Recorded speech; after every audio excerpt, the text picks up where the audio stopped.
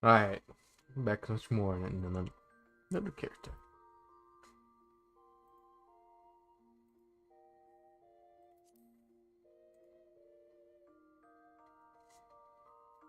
What's next? I think I should start MSQ because this character's been waiting for just a long time. Finally managed to get to it.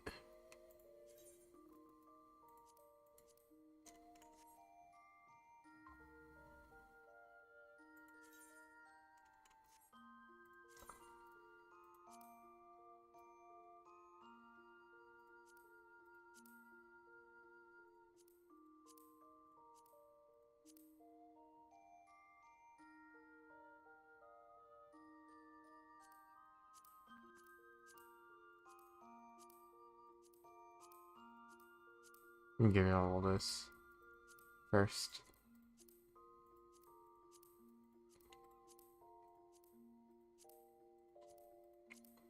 Probably just start a little bit of it, but may have to start my crafting after I finish with this character story MSQ after have his ward so I can start crafting on him.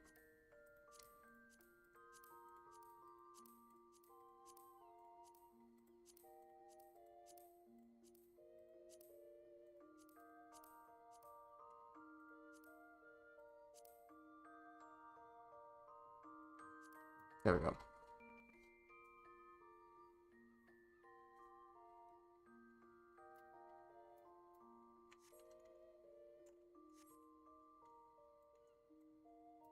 So next is... What is next? Yeah, my start to MSQ. That's maybe... It's stinking right now. Oh, I know.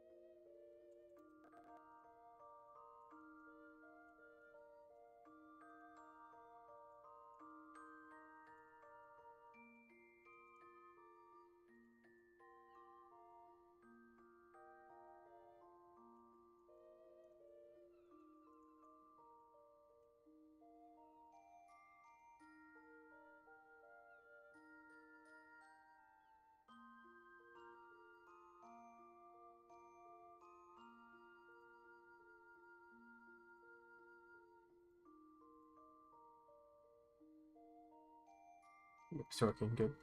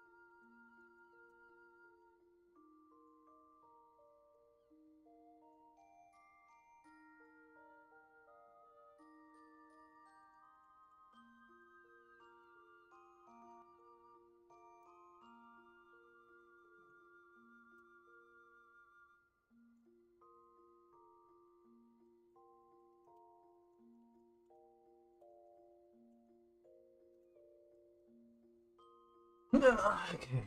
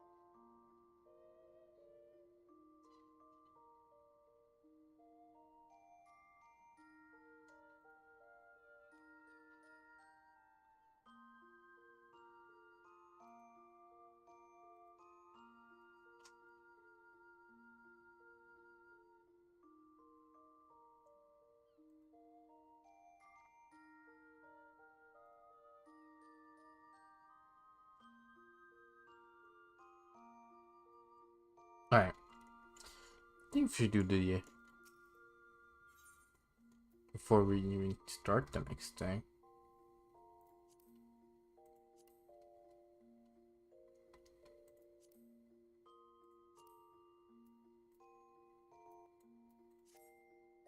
Let's see.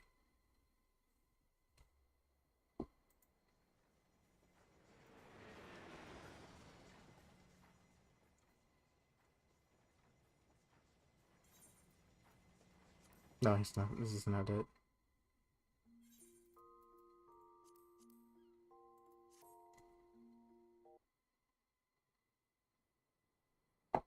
This is not it either.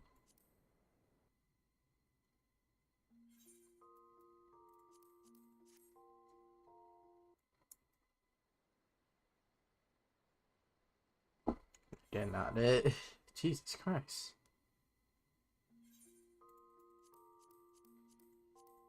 Shut up.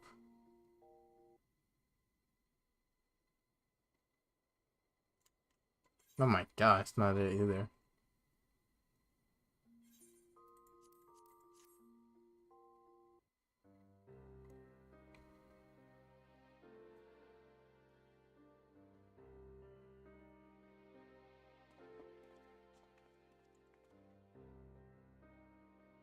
Plainly, the royalists can...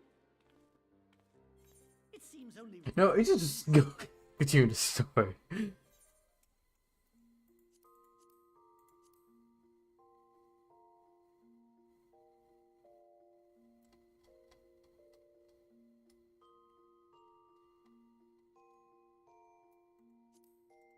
Is anything like that here? Nah.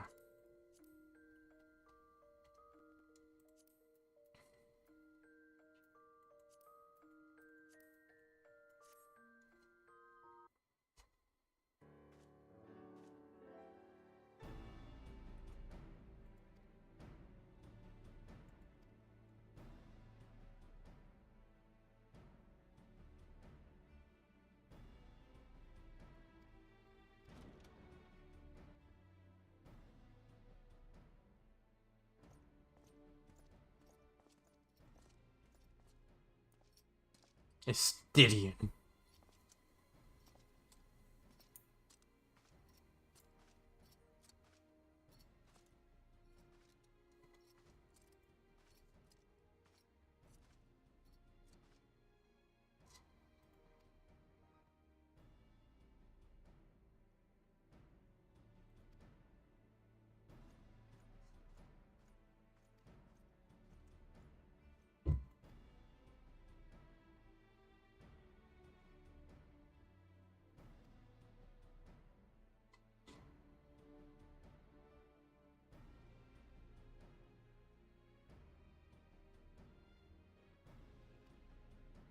Hmm.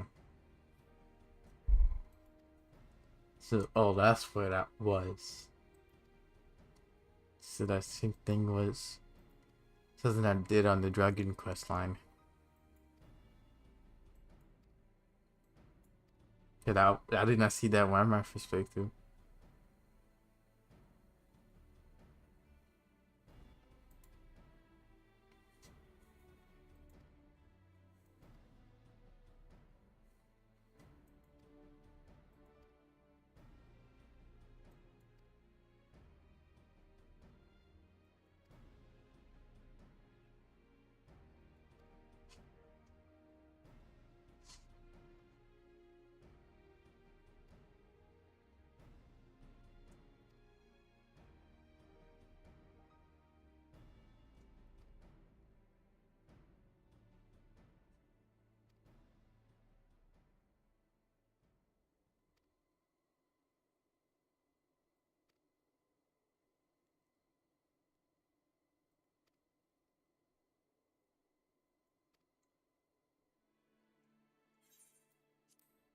Still wanted to see a thing. Alright.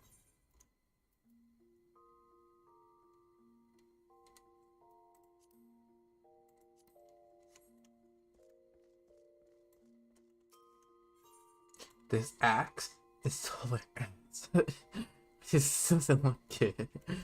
No, I just want to use it and get rid of it. It's bad. Looks bad. A little bad. Okay, let's just start it, honestly.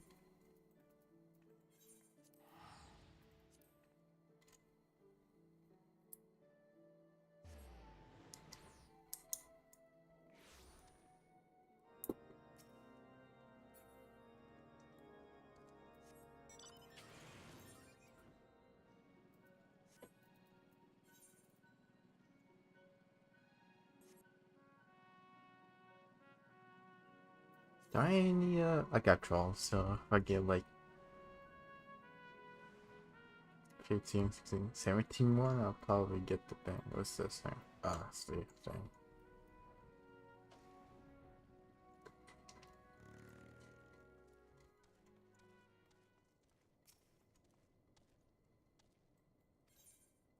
Yes, specific scar.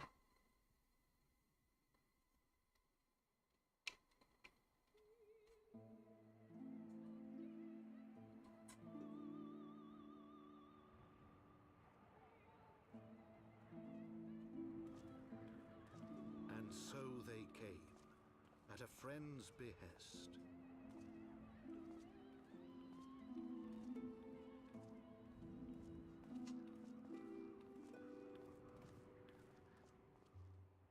Heroes once celebrated as saviors of Eorzea, brought low through treachery, their names blackened with royal blood.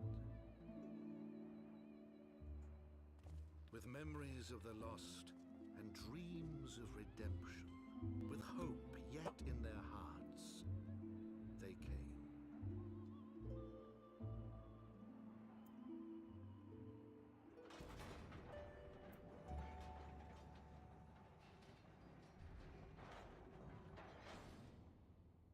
Ishgard.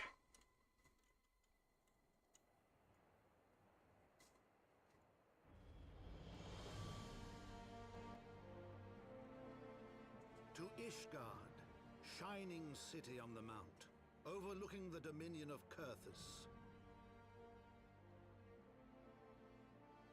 A great and proud nation, devoted to Halone, the Fury, ruled by Thordan VII, Archbishop of the Ishgardian Orthodox Church.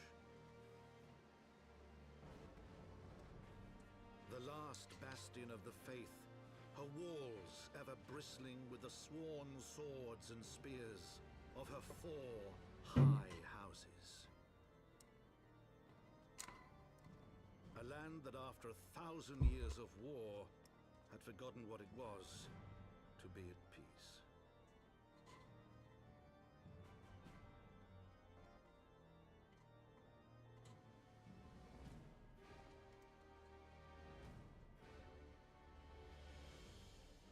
Through gates long closed, the warrior of light and his companions passed, entering at last a city whose history was written in blood.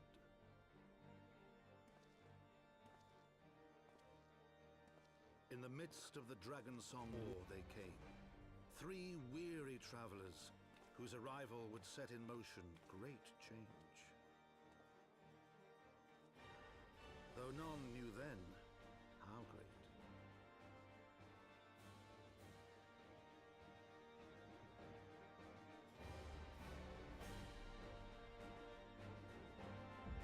It was rude.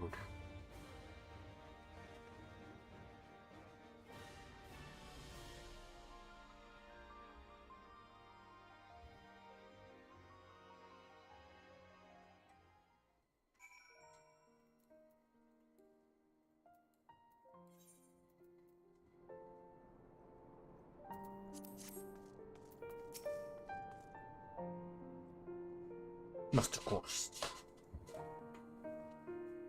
They call me Master. Okay. Mistress. And they'll get just Mistress crossed.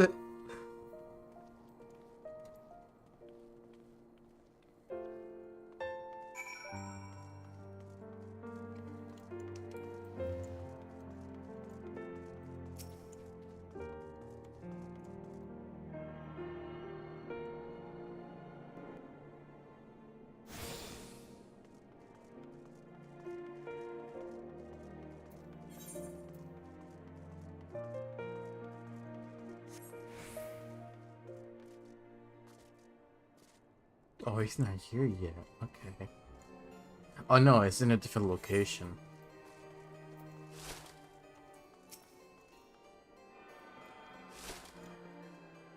Oh shit, I didn't mean to do that.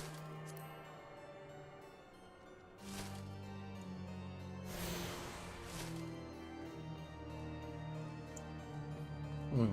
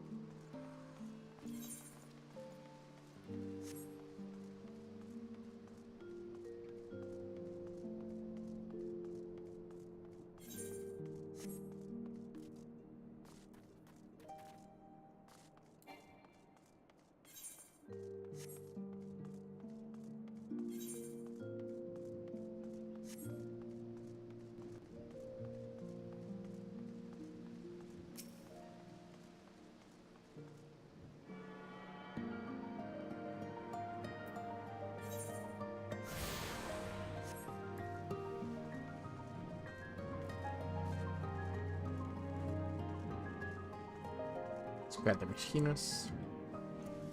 This is like right here.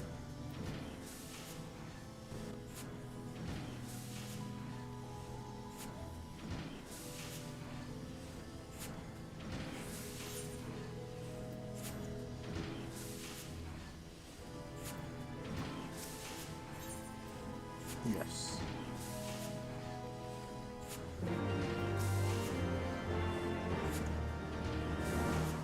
Hey, I've been doing this with my old character. This was a long time ago.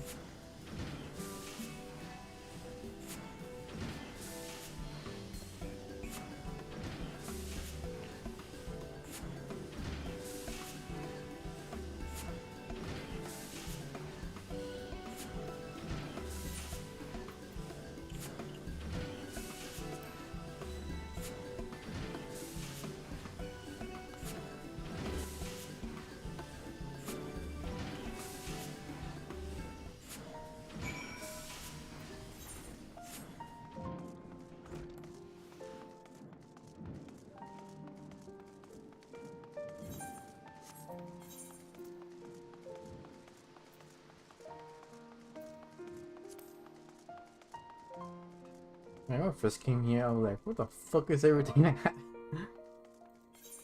Okay, I'm here, so...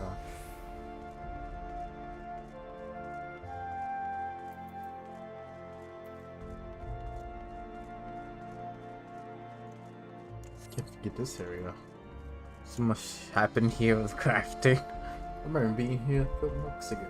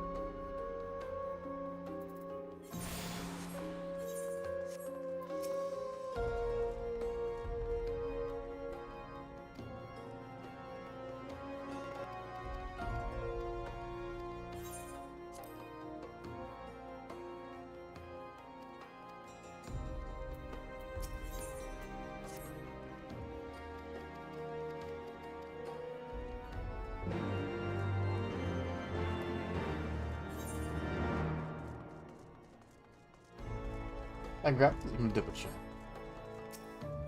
Yeah, I got it. Okay.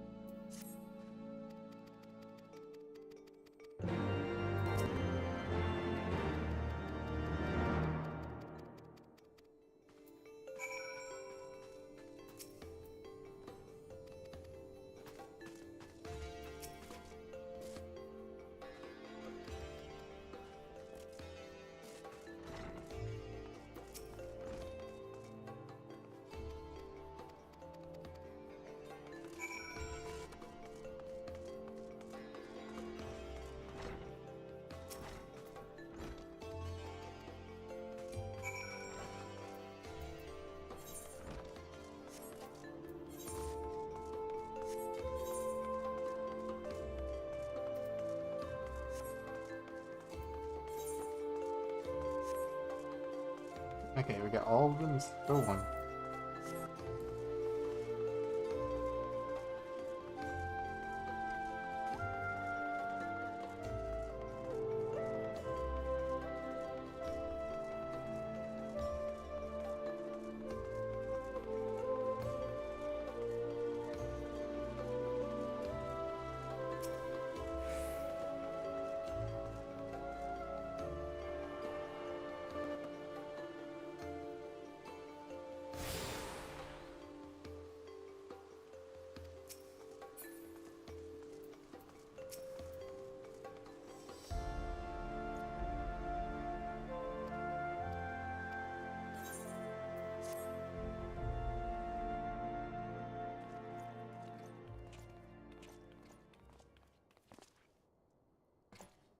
My lord, I have returned with the Scions.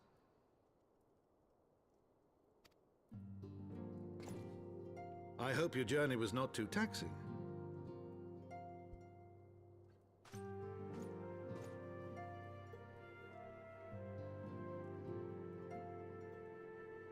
I, Count Edmond de Fortomp, do bid you welcome.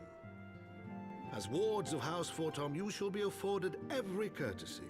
My home is your home.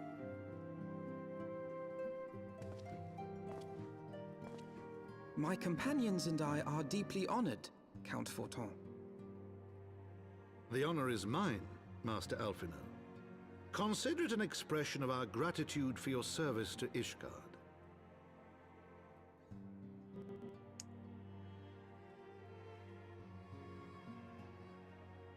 Forgive me, my lord, but are you not concerned? To accept foreign guests at such a juncture, especially ones with our reputation. Do not worry yourself on my account. 'Tis true that Ishgard's first thought has ever been the war effort, hence the closing of our borders. Yet it is in troubled times most of all that men should seek allies. Don't you think? Yes. Granted, my decision will have raised eyebrows in the vault and in the halls of the other high houses. But so long as you continue with your altruistic endeavors, I doubt my honored peers will feel moved to voice their concerns. Then there is naught to fear. Though our numbers are much reduced, we are no less determined to carry on our work.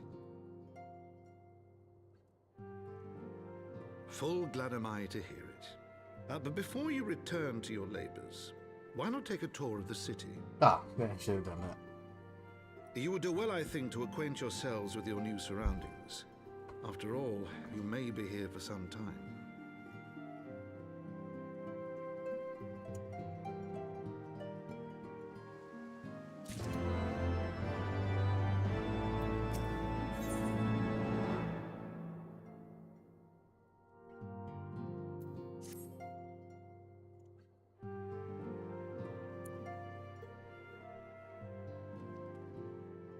Yeah, that's it. Yeah, I knew.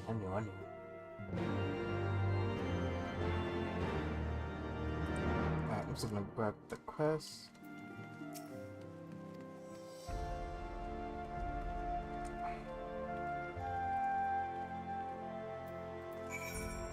Alright.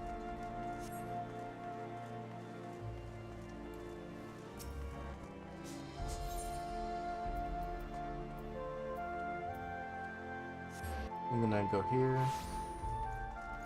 and grab the Dark Knight quest.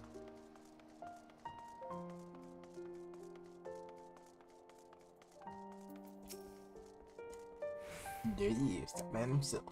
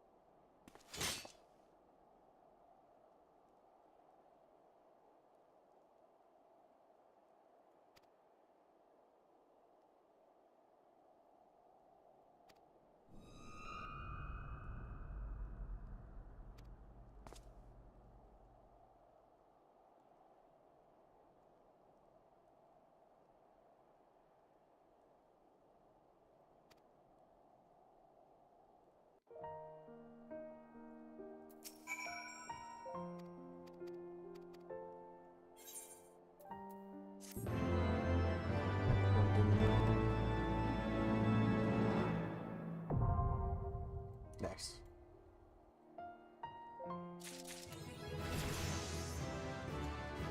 Damn, you gave me this freaking thing. Okay. Alright, well,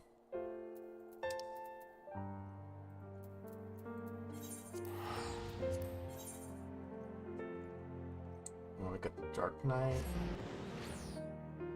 And the Machinist now.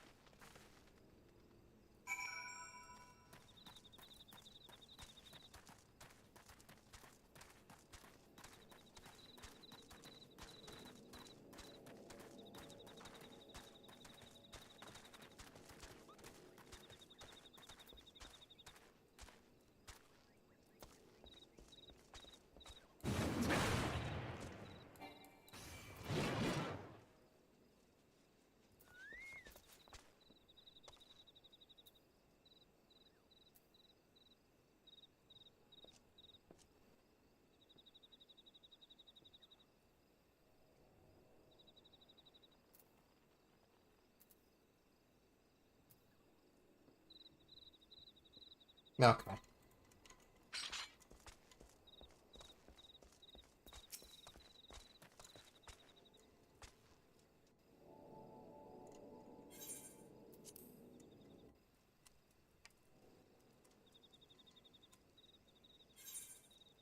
Yes.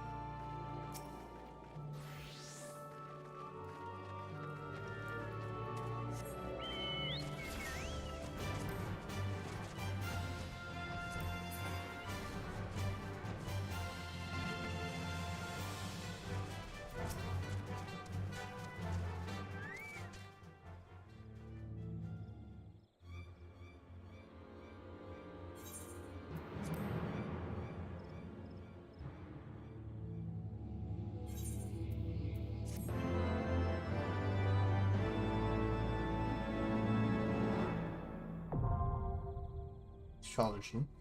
Right.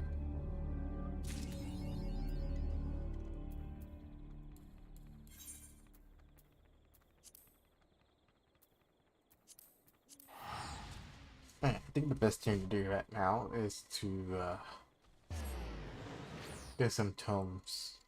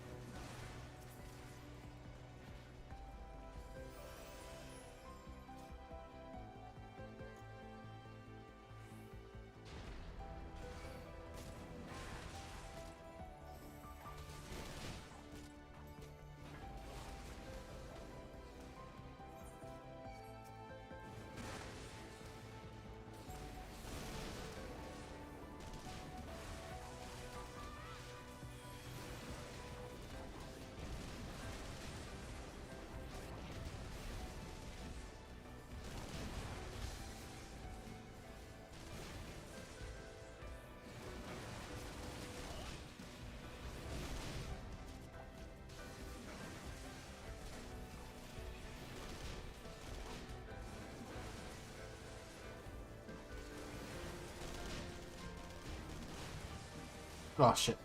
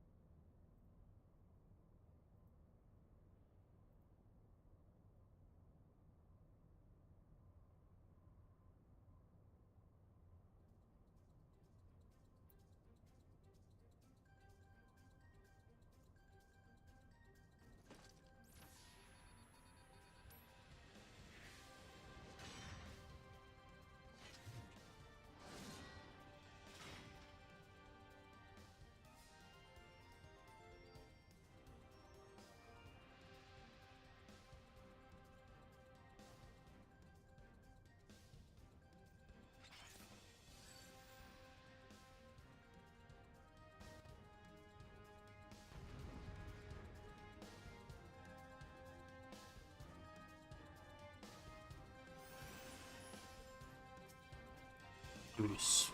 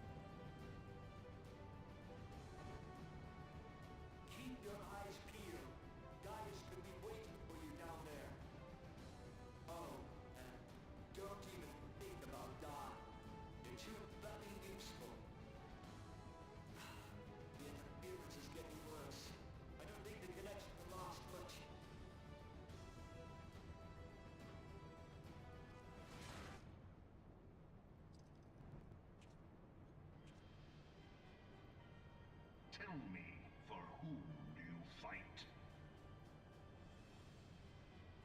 Very nice.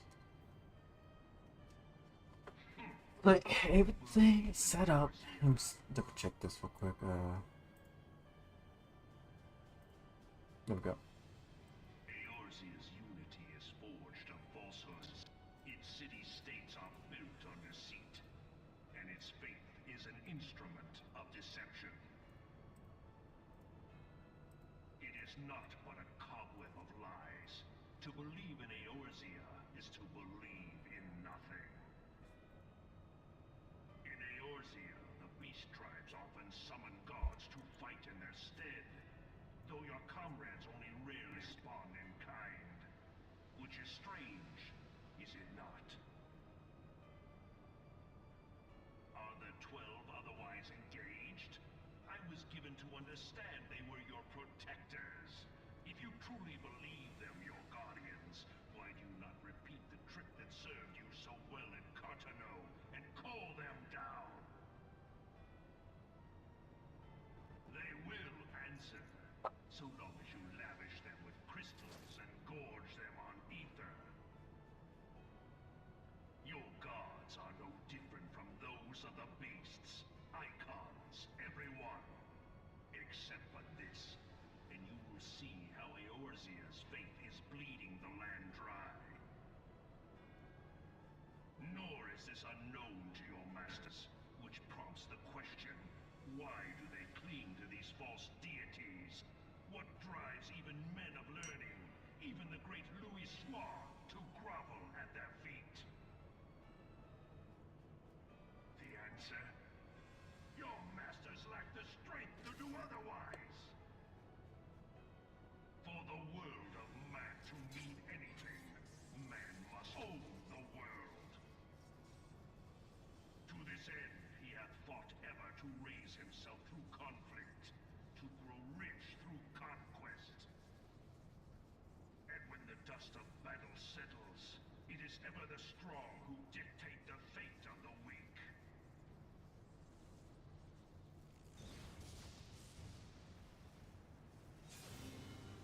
Knowing this, but a single path is open to the infinite ruler, that of false worship, a path which leads to innovation and death. Only a man of power can rightly steer the course of civilization, and in this land of creep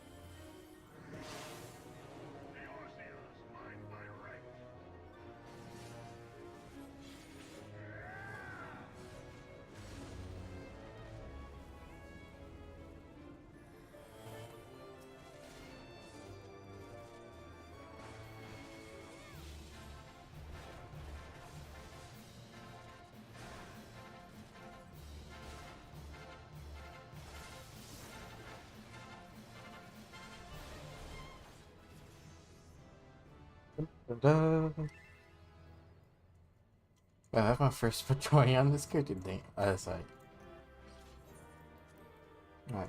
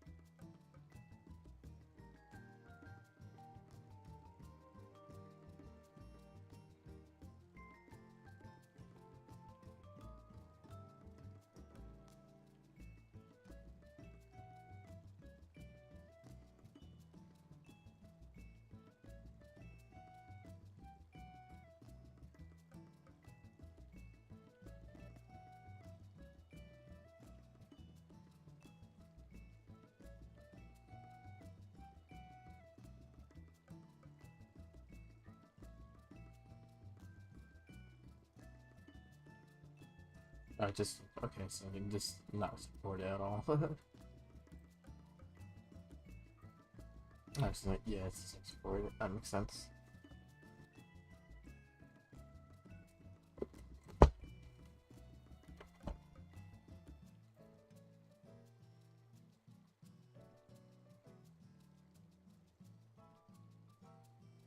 Let's see. Let me try this.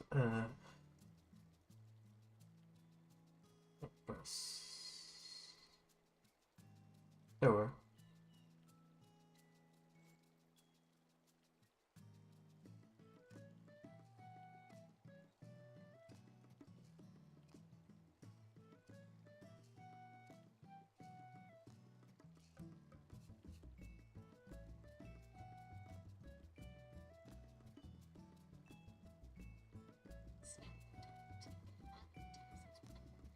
Yeah, I forgot about the ads. God damn it. Oh well.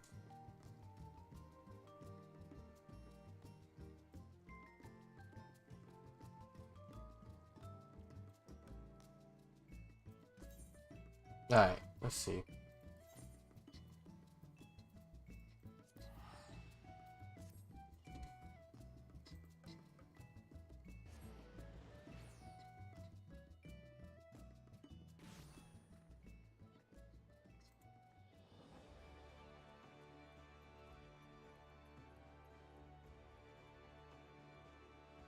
There we go.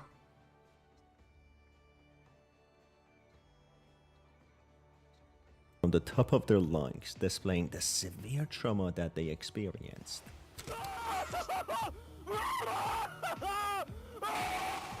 Soon enough, receiving a strange phone call, the protagonist picks up the phone with a child-sounding person called Ollie, instructing him what he needs to do, explaining Poppy needed the protagonist to help them, hence why she derailed the train to redirect the protagonist to the Playcare. Her intentions still remain ambiguous, as she has been only telling a fraction of the truth and hiding her true intentions, leading the protagonist to more danger even, facing more hostile mascots in order to kill them. So it's not very clear what her true intentions are. Less than kicking chicken cut out, he explains how he has never been out, being forever trapped in his nightmare-fueled place that they call Playcare, depicting the cruel conditions that these experimented on children live under. They are experimented on and observed through one-way mirrors or observation glasses, and in case any of them don't provide satisfactory results, they are killed or destroyed. Especially the presence of a compression room which has a chute directly leading there doesn't paint a good image of how the unwanted experiments were treated. Getting on a tram to go further into the Playcare, the protagonist listens to an introduction tape from Elliot Ludwig, who explains how his biggest drive for creating the company was to bring a smile to children, eventually thinking of an adoption initiative and an orphanage beneath the organization. But of course, it's not clear what his true intentions were, with the fate and legacy of this place being something much more sinister and tainted, experimenting on children whom they vowed to protect and bring a smile to, which they brought fear, trauma, pain, and sadness instead. Elliot Ludwig was the founder of Playtime Co. and someone who was a family man. Loving his family, suffered a tragic loss, not explained if it was his child or wife. Nonetheless, Elliot, at least on the surface, displayed a kind and generous character, wanting to help children, but his true intentions were never revealed, and it's not yet disclosed if he was the brains behind the horrifying experiments, or if his team took his legacy to dirt, and without his permission and supervision, taking a different path. Exploring Playcare, the protagonist finds a few glass cylinders, which reveal that the red smoke is created here intentionally, which explains that Catnap's red smoke, changing from clear aromatic mist, was not by accident, but the lying and dishonest organization intentionally created this red mist in order to force children into sleep, and most likely gave it hallucinogenic properties to test its effects on the children. They essentially treated the children like lab rats and paid little care to their well-being, and instead painted a picture of care and compassion. In order to go further down to face the prototype, they need to turn this machine off, which requires the protagonist to go to different parts of the Playcare and solve a few puzzles. Traversing across the Playcare, the protagonist enters a room full of red smoke where he can't do anything else but to breathe it. This, mixed with the horrifying telltale signs of the atrocities which took place here, gives the protagonist a nightmarish trip, seeing scratched sentences on the floor on why such things were done in a place which was supposed to do the opposite, a place meant for fun, happiness, and compassion. This of course might not come as a big surprise to adults, as they are used to dishonesty of the world and the corruption in the very places which are meant to protect and help us. But for an inexperienced child, being impressionable and trusting, it comes as a big shock and a confusing and baffling thing to how something like this would happen. Why would someone promise protection and love and in return give hate and pain? Entering what seems like a corridor maze, which seems to be resulted from the effects of the red smoke, a series of radio announcements reveal that the authorities found the mutilated body of a young boy stuffed inside a duffel bag in Elliot Ludwig's estate, which had crucial bones and organs missing, which leads to Elliot being investigated, with the company still keeping his name in the legacy of the organization and its brand, dismissing the accusations that he was the culprit, saying that he has been framed. This unveils the horrifying way of how the children were transformed into their plushy and soft toy buddies, having vital organs removed surgically from their bone and flesh bodies and placed inside the plastic and fluffy toys. Therefore, we now know why the toys bled and experienced pain, as their organs were placed inside these bodies, making them bleed and have organic body parts inside them, including some prosthetics. Continuing down the surreal maze, a sentence etched on the floor confronts the protagonist as if directly that guilt hunts him. It seems more and more likely that the protagonist was involved in the experiments that took place here, possibly even being a scientist, hence why Mummy Longleg even targeted him. Watching a tape starting as a commercial for Playcare and how fun and fantastic it is, it slowly takes a more sinister turn, guilt-tripping the protagonist, telling him how after doing what he did, returning after years, and seeing the incomprehensible evil and horrors that he did, it will hunt his conscience, and the monsters that he created will hunt him down, eager and hungry to punish him. Should you come back years later, conscience finally getting the better of you, may you descend into the dark and the dust, finding all that awaits you are incomprehensible horrors, each hungry for your return, each eager that they might find you. That's when a nightmarish digital Huggy Wuggy comes out of the screen, chasing after the protagonist, when it finally catches up to him and consumes him, with the protagonist losing his consciousness from the sheer fear. He soon awakens, revealing that it all was a result of the exposure to the red smoke, with the protagonist's conscience tormenting him for what he has done, confirming that he was 30 part min- of the organization. Oh, yeah, he was sorry. most likely a scientist, or even worse, maybe even one of the major characters such as Elliot Ludwig himself. Waking up with the effects of the smoke wearing off, the protagonist finds himself in a normal looking room, a lot smaller than the large maze-like corridors that he found himself in, revealing all that he experienced were figments of his imagination and guilt shown to him. Therefore, listening to the radio announcements and tape at the end were all unspoken thoughts that the protagonist has had throughout his journey since chapter 1, which means that he was part of the experiments and knew about Elliot Ludwig's scandal and the mutilated child that they found, meaning he is a major character. Finding out of the tape, it reveals the deceptive and cruel persona that the scientists had when a child inquires about his friend called Kevin, whom the scientists have taken to experiment on, labeling him as Experiment 1322, lying to a concerned Joseph that Kevin got sick and they are making him better, gaslighting Joseph that he's being too nosy and should get some sleep in his designated place. Clear neural abnormalities were detected in his recent checkup. Performed. What is he doing with my friend? What are you doing out of bed? How did you get in here? Is Kevin sick? Why did you take him away? Yes. Kevin is very sick. While trying to find a way out of this place, the protagonist enters a room where he observes a distracted Kissy Missy, who is holding a portrait of a child in sadness and regret, as if this portrait is of no other than the girl who was transformed into Kissy Missy. This displays how the mascots and the toys were all once children who had their vital organs surgically removed and placed inside these toys, which are now monstrous entities that they don't recognize, being sad, angry, and full of regret and resentment to why all this happened to them. Managing to find a gas mask, the protagonist wears it to go through places filled with the red smoke unharmed. While trying to find a way out, the protagonist comes across several baby cribs and pictures of many children and babies, revealing the organization's experiments were not limited to any age. They also experimented on babies. As he leaves Home Sweet Home section of the Playcare, Kissy Missy pins him to the ground, deeply looking into his eyes, thinking he might be a threat when Puppy comes out of nowhere, stopping Kissy and telling her that the protagonist hasn't done anything wrong.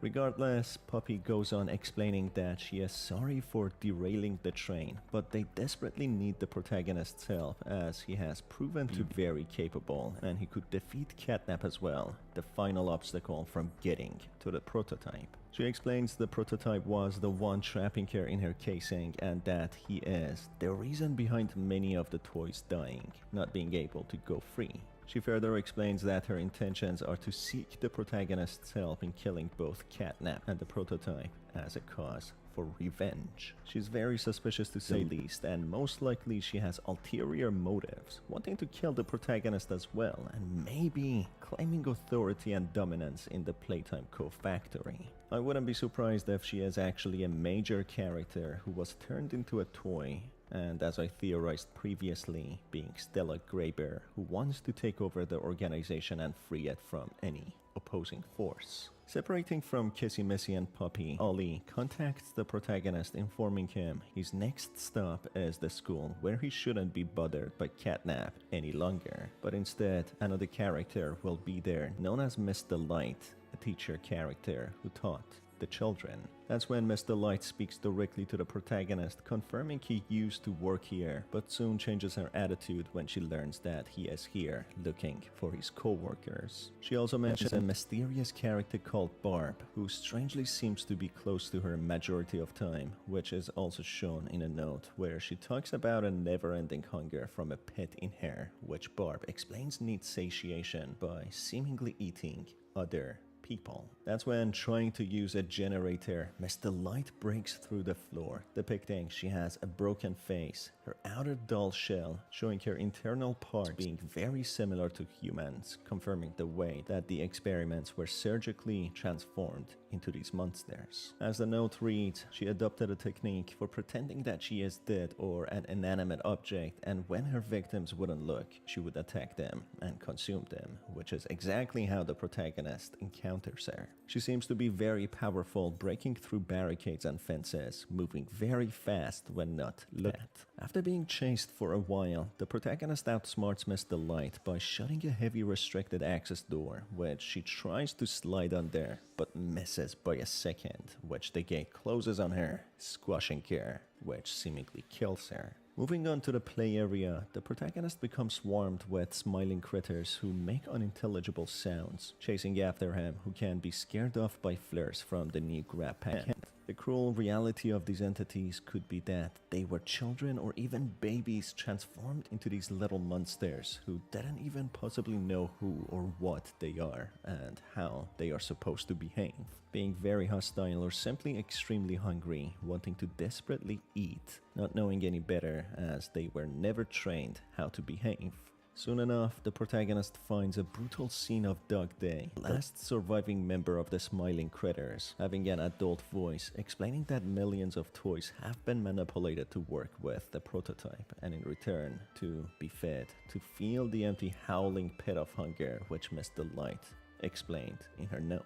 Just when Dog Day instructs the protagonist to run, tens of little smiling critters crawl inside of him, eating him from inside out, gaining control of his body, which starts chasing after the protagonist. This reveals what will happen to heretics or toys who disobey the prototype and oppose him, that they become severely punished. Managing to outrun the possessed Dog Day, Ollie confirms that Catnap used to be a kid called Theodore Gramble, who suffered a tragic accident, who only survived because of the prototype saving him, fucking giving him Catnap, his damn. own freedom. I made a full video explaining who Catnap is, which you can watch by heading on the card above, which explains his origin, so I won't go into much depth about it again. Essentially, Prototype saving his life by sacrificing his own freedom led to Catnap or Theodore worshipping him like a god and punishing anyone or anything standing in his way. Going to the counselor's office now, the protagonist watches a tape about the Hearthmans who want to adopt when they talk to Stella Greybear, learning that the kid that they wanted to adopt is being tested on, with the parents getting severely angry and starting to panic,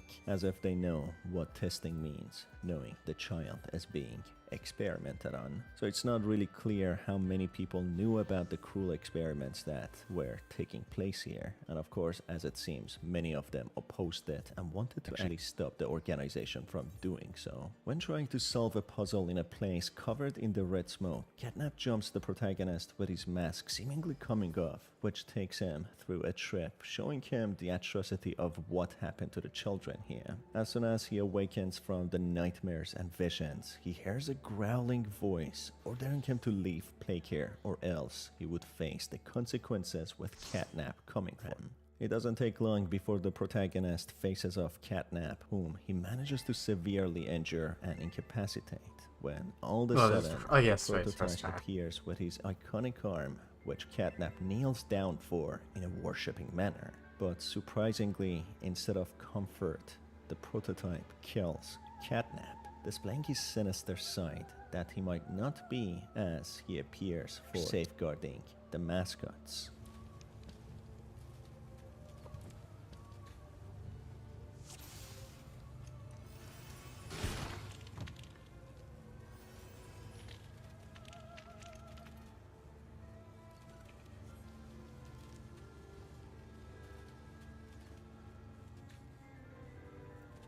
Confused to what he just witnessed, as Catnap didn't die, but the prototype killed him, someone who was supposed to safeguard him, a god whom Catnap was a disciple of. The protagonist continues on, diverting the red smoke, opening the path. That's when Puppy appears out of nowhere, saying that the protagonist deserves to know the truth, playing a tape which has a collection of all the CCTV footage of an incident which they call the Hour of Joy, in which all the mascots and toys rebelled against all the staff members, killing them brutally, not showing any mercy to anyone who was a human. This corresponds to one of the very first tapes found in Chapter 1, where a scientist explains that the ones from the below are rebelling, which is followed by screams revealing the ones below were the experimented on children and adults from the orphanage, resurfacing, killing anyone that they thought to be guilty. It seems the massacre took a long time, possibly an hour or longer, which Puppy explains as a ruthless and pointless slaughter, not only killing the ones who were guilty, but any living person, even if they were innocent. To the children transformed into monsters, they saw the adults the same, killing them indiscriminately, being a horror show. That's why Puppy wants his revenge against the prototype and kill him, the one who orchestrated the Hour of Joy, organizing the massacre, manipulating and gaslighting the children, who are the toys, to do so. Subsequently, they took all the corpses to the bottom of the factory, where the mascots ate them all to satisfy their hunger. As Puppy takes the protagonist on an elevator to go further down to face the prototype in his domain, with Kissy Missy staying behind. All of a sudden, she starts screaming, as if struggling, with Puppy quickly reverting the elevator to go back up to save her when the chapter comes to an end. So, what did really happen to Kissy Missy? Is it possible the prototype got to her and killed her? Or is it possible another entity got to her? That's what we will find out in the next chapter, which could potentially be the last one, where we will face the orchestrator of the prototype. And that is it for this video, folks. If you enjoyed it, make sure to stay tuned for more by hitting on the subscribe button and the notification bell. As always, it's been your host Star, and I will see you on the next one. Have a fantastic day.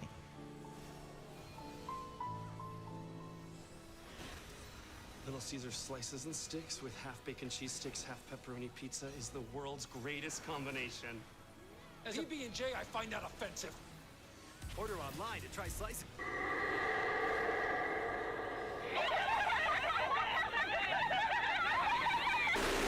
Damn. A new range of monsters referred to as the Smiling Critters have been introduced to the Puppy Playtime universe for the Chapter 3.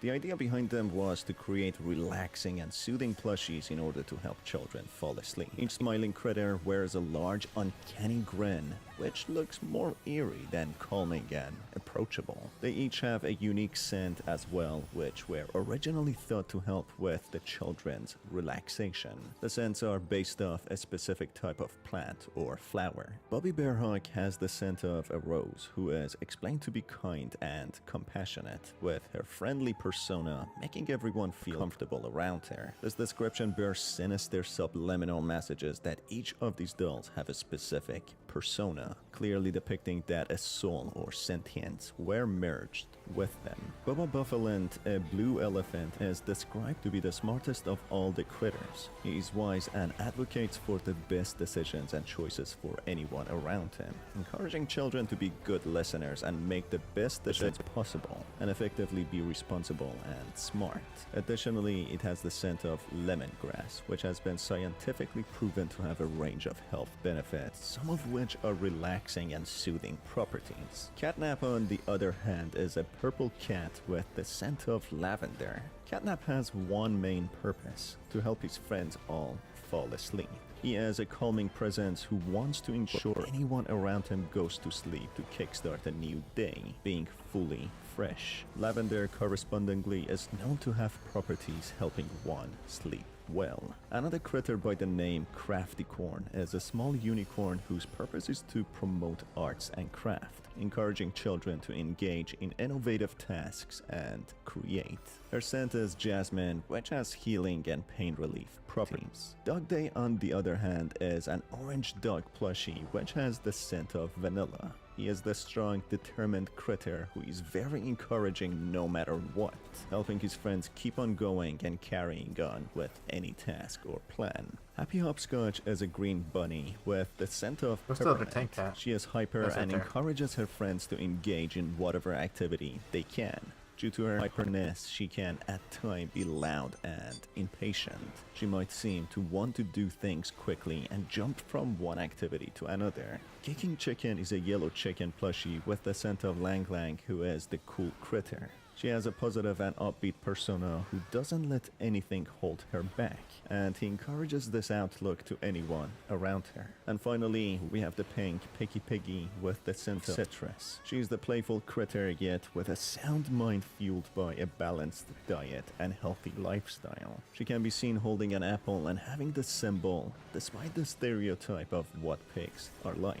She encourages healthy diet, good sleep, well-balanced lifestyle, while having a playful and active mind. Therefore, the critters are an essential piece of the entire puzzle, all complementing each other for a perfect lifestyle. To have a balance, enjoy the life, work hard, be active, be wise and make good decisions, and yet socialize and have fun. At first, they would seem like a perfect addition to the mascot and toys range in the Playtime Co., adding value to a healthy life of a child, being wise and encouraging, promoting a responsible life. But to understand the real reason behind their creation, we need to go back, analyzing the backstory of one of the orphans in the facilities. Theodore Gamble, a 7-year-old child kept in the Home Sweet Home section of the facility where the orphans are kept, becomes a notorious and well-known child amongst his peers due to having an imaginary friend. Considered to be isolated, not having any friends, being strangely odd and having troubles. In a sketch, Theodore is drawn in purple ink with curly hair,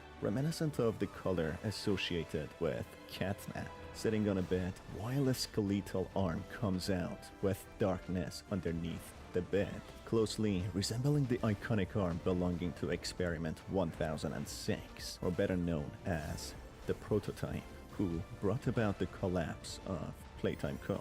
Due to Theodore's bizarre behavior, shyness and isolated persona, specially explaining he has an imaginary friend who specifically commands him to do certain activities. Joel Sinclair, the counselor of Home Sweet Home Department, schedules therapy sessions for him to understand him better. Theodore is caught at times investigating offices of the personnel within the facilities, which he claims his imaginary friend directed him and instructed him to do so, which the personnel dismiss as childish imagination and take off the blame that he has any other sinister intentions to sabotage Playtime Co. Time goes by, with Playtime Co. not batting an eye, not noticing anything out of ordinary, until one day they find Theodore being badly electrocuted with burns, being carried to the hospital by paramedics in a poor condition on the brink of death. He was found in the lower facilities, opening the maintenance door, sneaking out of the Home Sweet Home. Despite looking like a shy, isolated kid on the surface, his stealth and expertise allowed him to skillfully sneak out of Home Sweet Home without being picked up by the surveillance. Passing right through, reached the emergency exit, opening the maintenance door to freedom. This leaves the personnel baffled to how a 7-year-old would be capable of any of that. Investigating more into the case, it is thoroughly explained how any of this would be possible. Unveiling his imaginary friend was anything but imaginary. In fact, Yo, what the it fuck? was Okay. the prototype, or Experiment 1006, all along, orchestrating the entire plan, instructing Theodore to steal some equipment without the personnel noticing, to grab hands and two green hands, opening the maintenance door, leading to an emergency exit through a tunnel, while sabotaging the surveillance system. It is revealed opening the door would require two people, hence the other individual is assumed to have been the prototype. So it becomes clear the prototype used a shy and easily manipulated kid, influencing a child like Theodore to open the maintenance door and escape the confines of Playtime Co., being so well thought out that no one noticed anything until it was too late. However, yeah, despite nice. the plan working perfectly in the prototype's favor, he never manages to escape being caught and apprehended, and this information is only provided in hints and telltale signs as the higher-ups act very discreetly and secretively about it. An internal investigator into the incident notes that whoever the prototype is and how it was a very personal plan to escape the confines of the Playtime Co., being a perfect plot to find a way out. The prototype didn't leave the facilities because Theodore was electrocuted by the grab pack hands due to not being experienced with them as a 7-year-old child.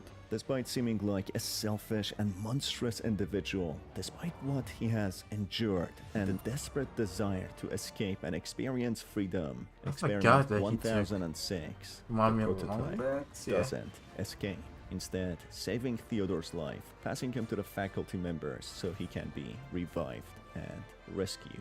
Therefore, the prototype heavily cares about the children and the subjects to the experiments, who sacrificed his own freedom to save Theodore, who would have surely died if it wasn't for Experiment 1006, who meticulously devised the plan to escape. But due to a small hiccup in the plan, he chose to stay and save Theodore, which says a lot about his character and who it is. We could even see how much he cared about Mummy Longlegs despite her troubled mind and deluded persona, trying to put her back together and save her after she was crushed. Based on this, we can see how much the prototype cares about the children and the subjects, despite its indifferent hatred and grudge against the personnel of Playtime Co., who deserve all the hate that they get. This, unfortunately, leads to Playtime Co. taking more initiatives to put more controls on the orphans and prevent any more future attempts of escaping. They carry out an experiment in the Big Buddies initiative, making Catnap much larger to keep an eye on the children, integrating a special smoke with an M, which would produce an anesthetic vapor or fume, making the children go to sleep. They add a scent to it as well, being lavender, trying to cover the fact that they are drugging the children. The Playtime Co. then decide to choose Theodore as a candidate for the experiment to create Catnap, having cutting-edge material to be nimble and flexible as a normal cat, having contorting and retractable bones, allowing it to fit through tightest of places. Despite the larger Catnap working like a robot, down with each beat, performing each task perfectly with no flaw, it starts being influenced by the prototype yet again whenever they are put in a room together, with Leith Pierre even describing him as docile, but a lost puppy finding its owner whenever it sees 1006. So it's possible in the future it would act out dangerously towards the personnel of Playtime Co. So it becomes evident that Catnap has a child mentality, being very impressionable, looking up to Experiment 1006 as a father figure, following him to a beat which raises concerns to Leith Pierre. Soon enough, this is followed by Catnap being corrupted, instead of producing a nice lavender smell, having a foul odor, being anything but welcoming. The person inspecting the toys and dolls also notes that the clear smoke has turned red, being anything but what it was to be. Subsequent videos portraying the smiling critters precisely depict what Catnap is capable of now and what the red mist looks like. The cartoon videos show the critters being scared during a howling windy night, when Catnap appears, being welcomed by all the critters, happy to see him. That's when he suddenly produces the infamous red smoke, which causes the critters go into a frenzy of laughter, as if losing their minds, seeming anything but comfortable and calming, which is followed by them all falling unconscious, seemingly dead, but supposedly sleep. Catnap then sits in the center of the room, wearing an ominous grin in absolute silence, happy with the outcome. These were part of a limited cartoon series in a strategy to promote their new line of toys, but it turns out to backfire, as Catnap seems to be anything but popular amongst the consumers, as many report being hunted and tormented by severe nightmares purchasing Catnap. Each toy seems to have a mechanism when having their tails pulled, a spray of their corresponding smell being emitted, as if being air refresheners, but Catnap seems to have other properties, not suitable for anyone, having anything but soothing and calming effects. A news channel picks up on the current reports and incidents, on how the backlash caused the organization to recall all Catnap toys, removing him from their line of Smiling Critters toys, but it seems damage had already been done, with people starting to lose trust in the company and its products, feeling their toys are not safe for children. This is confirmed by a personnel in the Home Sweet Home department of Playtime Co., where an orphan is tormented by severe nightmares after interacting with Catnap. So what happened to Catnap?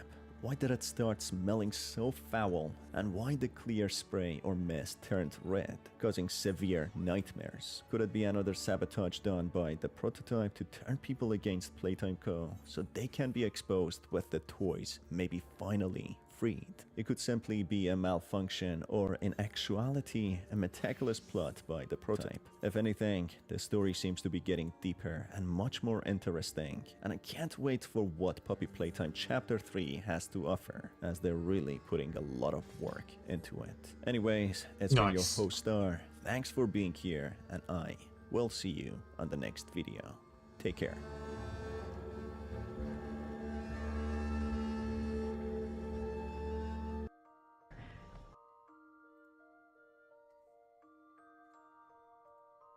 Hitting on the subscribe button and the notification.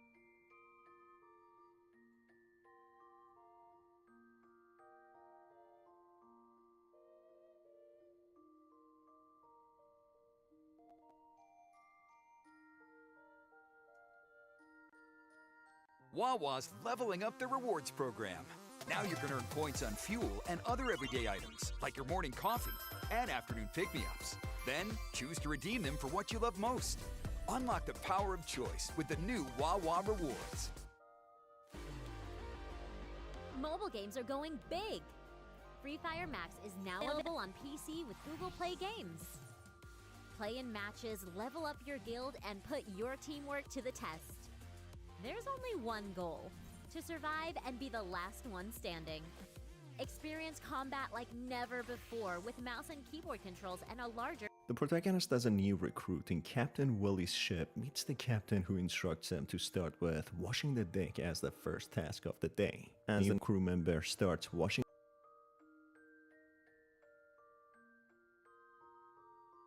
Yeah, that's a lot, damn.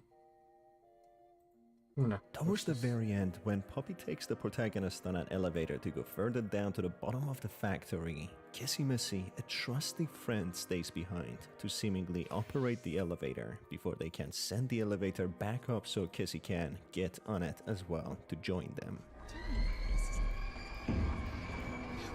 No! We're coming! Just hold on!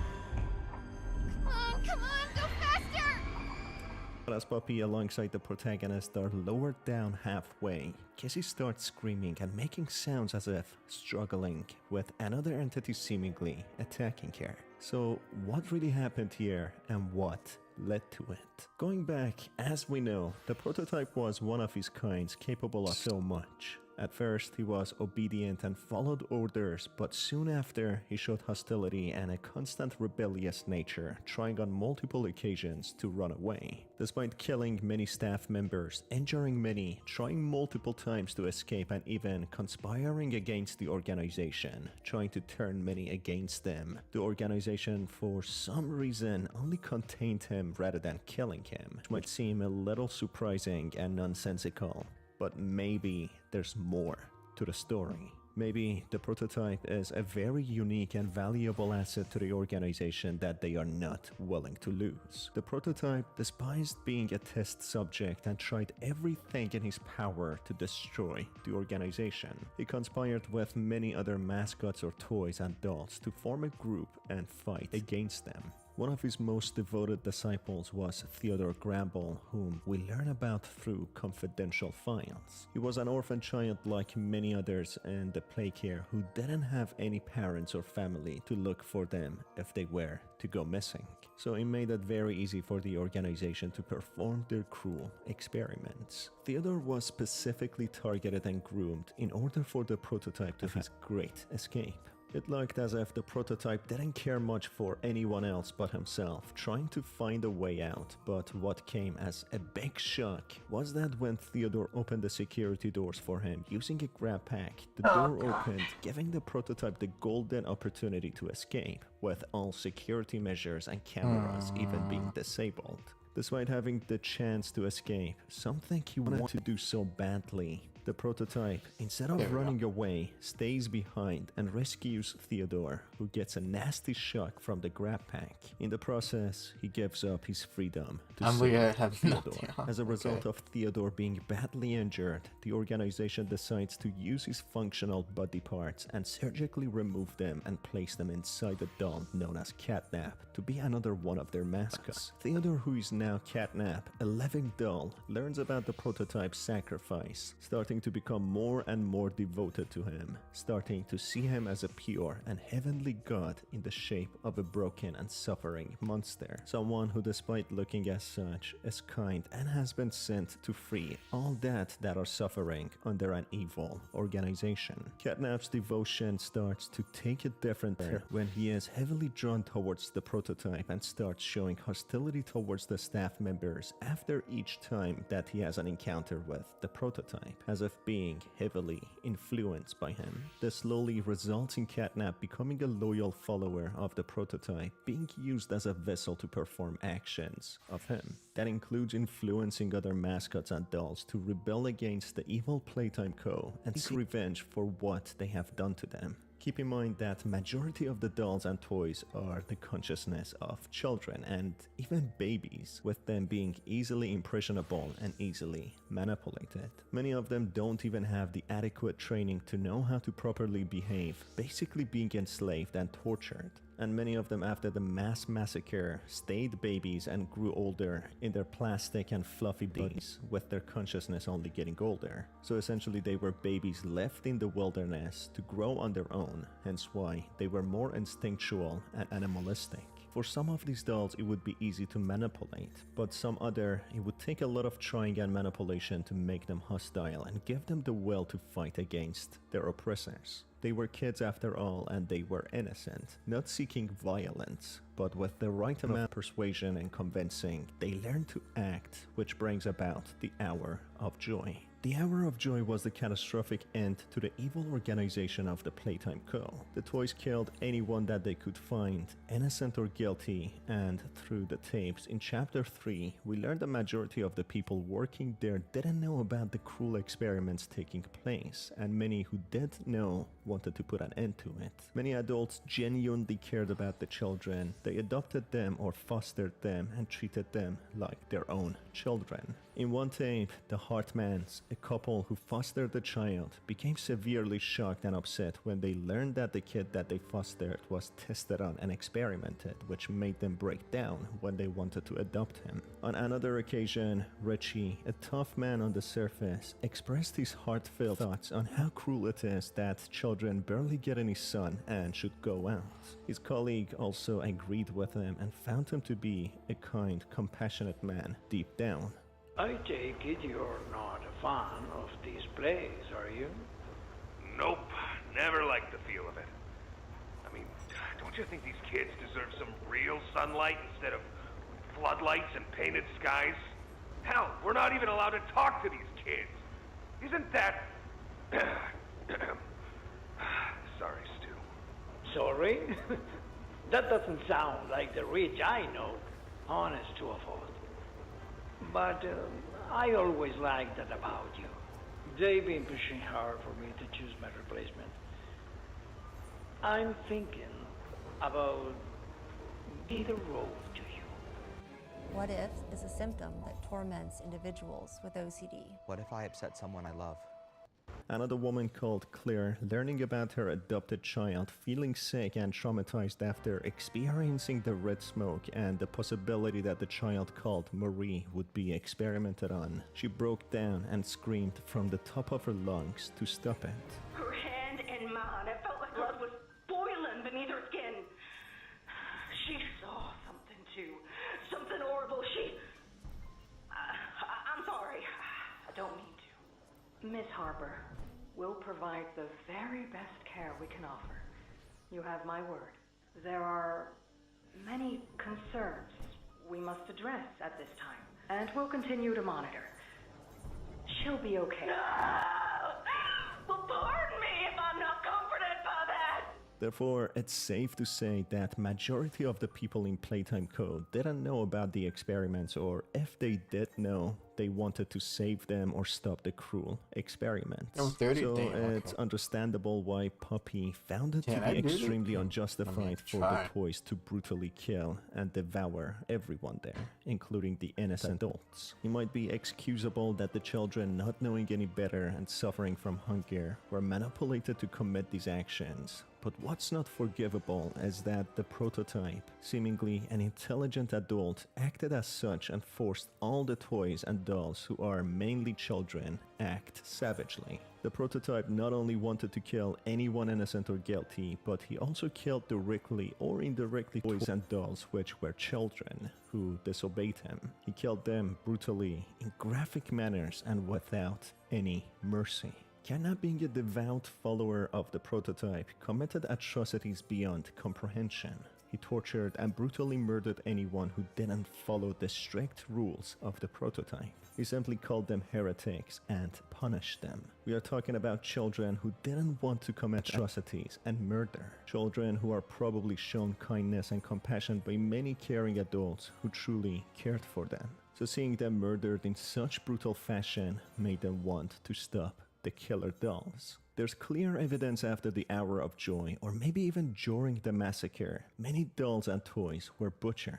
We know for sure Catnap was involved, as he was used as a vessel for the prototype and killed many who disobeyed the prototype. It's not clear why they chose to stay in the factory after killing everyone, especially as the prototype always wanted to escape. But maybe, after killing their oppressors, the very grounds which tortured them and was their prison became their domain and their kingdom, where they could easily live in safely from the outside world, so it would make sense why the prototype would now choose stay. Maybe even occasionally they would go out and hunt nearby people to bring them back and consume them. Log code 24459.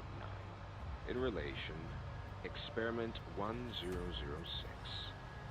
The prototype. Stubborn as he is, and always silent with each passing session, I'm still uncovering fresh data nonetheless. Today's discovery.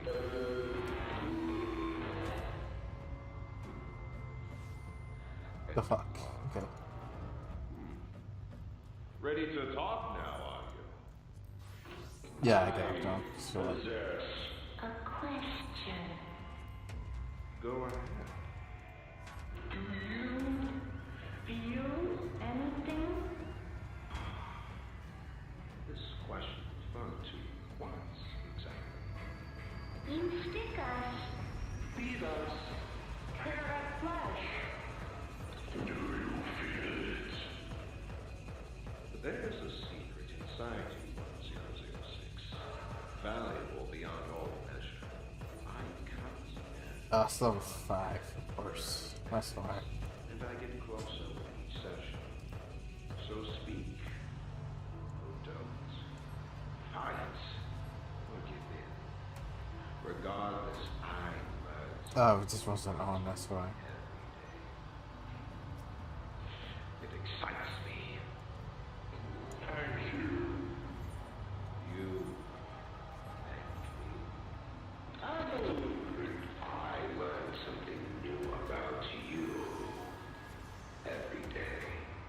Majority of the dolls didn't Oh my speak God, in the here we go. factory, apart from a few such as Mummy Longlegs, Dog Day, and Puppy. Catnap also uttered some words, including Miss Delight. Apart from them, all others seemed very animalistic, acting on instincts than cognitively. What these dolls have in common is that they all have higher cognitive abilities. Miss Delight was appointed Okay, as so the I'm teacher, sorry, I was and about the to say others this who guy's could gonna speak kill me. became whether leaders or main followers of the prototype higher in the hierarchy, or they became the opposers to the prototype and the senseless massacre. So it shows whoever had the ability to speak had higher cognitive ability. They were the ones who could easily convince or manipulate other toys and dolls to do certain things. Catnap, Mummy Longlegs, and the prototype seemed to be able to communicate and therefore manipulate others. The others lacked the ability to speak, whether they were children or babies, easily impressionable, or in the process of the experiment lost their ability to speak and think clearly. On the other hand, dolls like Puppy and Dog Day, who stood firmly against the prototype,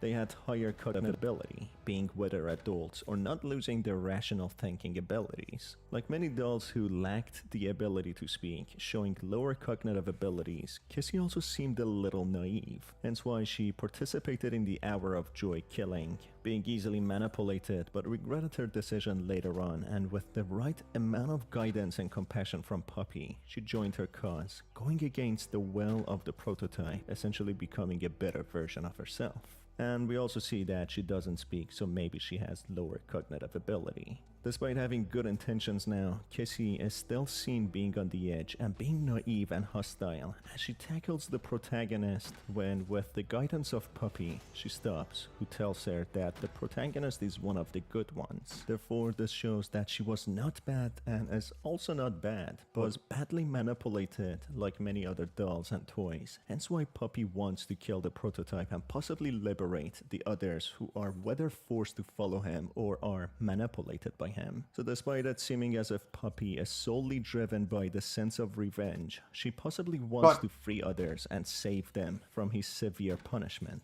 It's no surprise the prototype killed anyone opposing him, so it wouldn't be too surprising that he would kill Puppy or Kissy Missy, as they are on a path to destroy him and free others, seen as heretics in his eyes. Hence Kissy Missy was the right target to die fighting against them, and it would make sense for the prototype to attack her at the end and destroy her. So to answer the question towards the end to who attacked Kissy Missy, it's most likely it was the prototype who was the culprit, especially as Puppy mentions that Catnap was the final obstacle in their way to reach the prototype. It would even make more sense to corner her alone, as Kissy Missy is a giant being involved in the Bigger Buddies initiative, hence being the most powerful out of them all, so it would be easier for the prototype to target her alone, kill her, and then easily face the protagonist and Puppy, who would be easier targets on their own. Puppy, seeing Kissy Missy as her close friend or even daughter, anxiously goes up, risking her own life to get to her aid, helping her. Her anxiety is truly depicted when she hears her screams, showing how much she cares about her. As we know, Puppy seems to be an adult, not yet confirmed who she is, but I believe it's most likely Stella Graber, who might have been an adoptive parent herself, adopting none other than Kissy Missy.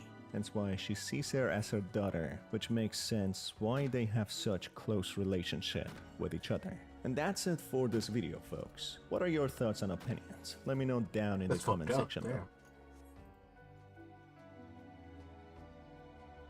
I should rather like wait another year for this to have There's a nothing chapter more powerful 4. than you making your thing happen. Really. The horrifying entity we encounter in Chapter 3 is the nightmarish Huggy Wuggy, who emerges out of a TV when playing a tape, which relentlessly chases after the protagonist and consumes him. This luckily turns out to be resulted from the effects of the red smoke produced from Catnap, which is said to induce nightmares and hallucinations, something the protagonist has to wear a gas mask in order to protect himself from further hallucinations and to keep his sanity. But it seems as if the red smoke doesn't always create a specific monster, the nightmarish Huggy Wuggy. But instead, the way the red smoke affects people is that it specifically forms the scariest monster for each victim. In a tape we hear how a child affected by the red smoke, a child called Marie, sees a colorless monster, or in other words, a transparent monster which hunts her and makes her scream from the top of her lungs, leading to her requiring medical attention as if getting a heart attack from fear. For the protagonist, however, he specifically sees a distorted Huggy Wuggy for some reason. It can be said that at first he was transparent, but eventually coming fully out Oh of my the TV, God. he changed into his normal color and was fully visible. Also, Huggy Wuggy was a prominent character in the factory, so the kids would surely know about him. So if Marie would happen to see Huggy Wuggy, she would have no problem identifying him, but instead she said that she saw a colorless monster. All right, Miss Harper. Please explain the situation. Spare no detail. Well, like any night, all the children were kept asleep. It was peaceful, quiet. Catnap had the red smoke in the room. Then suddenly, there was this scream. Nightmares happen, I know, but this, I mean, dilated pupils and quivering lips. The way her eyes darted around the room, and I swear, her hand in mine, it felt like her blood was boiling beneath her skin. She saw something too. Something horrible. I'm sorry. I don't mean to. Miss Harper, we'll provide the very best care we can offer. You have my word. But this is important. Did Marie happen to describe what she saw? Yes, a monster, she said. Said it was colorless. Gosh, I could feel the poor little heart pounding. For her, it was right there. And her movements, they were so wild. Arms flailing, legs kicking. I wanted to talk to her, see how she's doing. I really need to hear her voice right now. That would not be advised, Miss Harper. There are many concerns we must address at this time. But vitals show normal, and we'll continue to monitor. She'll be okay. Well, pardon me if I'm not comforted by that. Just bring my little girl back to me. So, what's the reason behind the protagonist seeing Huggy Wuggy instead of the colorless monster, and why no other monster or vision? Well, it has something to do with his conscience or what he feared the most. But listening to the surreal tape, it reveals much more information to why the protagonist would hallucinate a horrifying version of Huggy. Greetings, employees, and welcome to your first day here in Playtime. We're certain that in the days to come, you'll find your new family here every bit as loving and supportive as your own. Feel free to wander the halls, sit in the mess for lunch, or watch our children play and learn to their little heart's content. Join the innovationists where the bounds of science are continuously pushed, or join the counselors of Playcare whose diligence and care for our children will help shape a brighter future. Just you see. Now, every one of you has your part in that future, so should you come back tomorrow feeling unhappy for where you are or what you've done, worry not, for your supervisor is here and happy to listen. And should you come back years later, your conscience finally getting the better of you, may you descend into the dark and the dust, finding all that awaits you are incomprehensible horrors, each hungry for your return, each eager that they might find you. Perhaps they'd smile at you from a shadow, their smiling mouths full of teeth and meat and plastic, watching and waiting patiently for their turn at a warm welcome. Or perhaps they won't allow you such time to figure your place in the world you'd left. A world that's theirs now. The tape at first seems like an introduction to the factory for new employees, but soon it takes a more sinister turn when the audio goes on a questionable monologue, directly speaking with the protagonist about him getting back to the factory years later, indicating he left many years before the hour of joy, seeing the results of his actions and his guilt catching up to him. The tape directly confronts the protagonist of his past actions and what they led to, leaving a place full of horrors and monsters. Monsters that were vulnerable children, still being children trapped in bodies that they cannot control, tormented with never-ending hunger, pain, trauma, resentment, and much more. We even find sentences etched on the floors in the imaginary maze-like corridors of how guilt haunts the protagonist, which could potentially mean that he feels guilty for killing the dolls, even though he had no other choice. After all, the dolls are children who know nothing better and have been subjected to so much pain and trauma, experiencing something no one can ever imagine in their worst nightmares.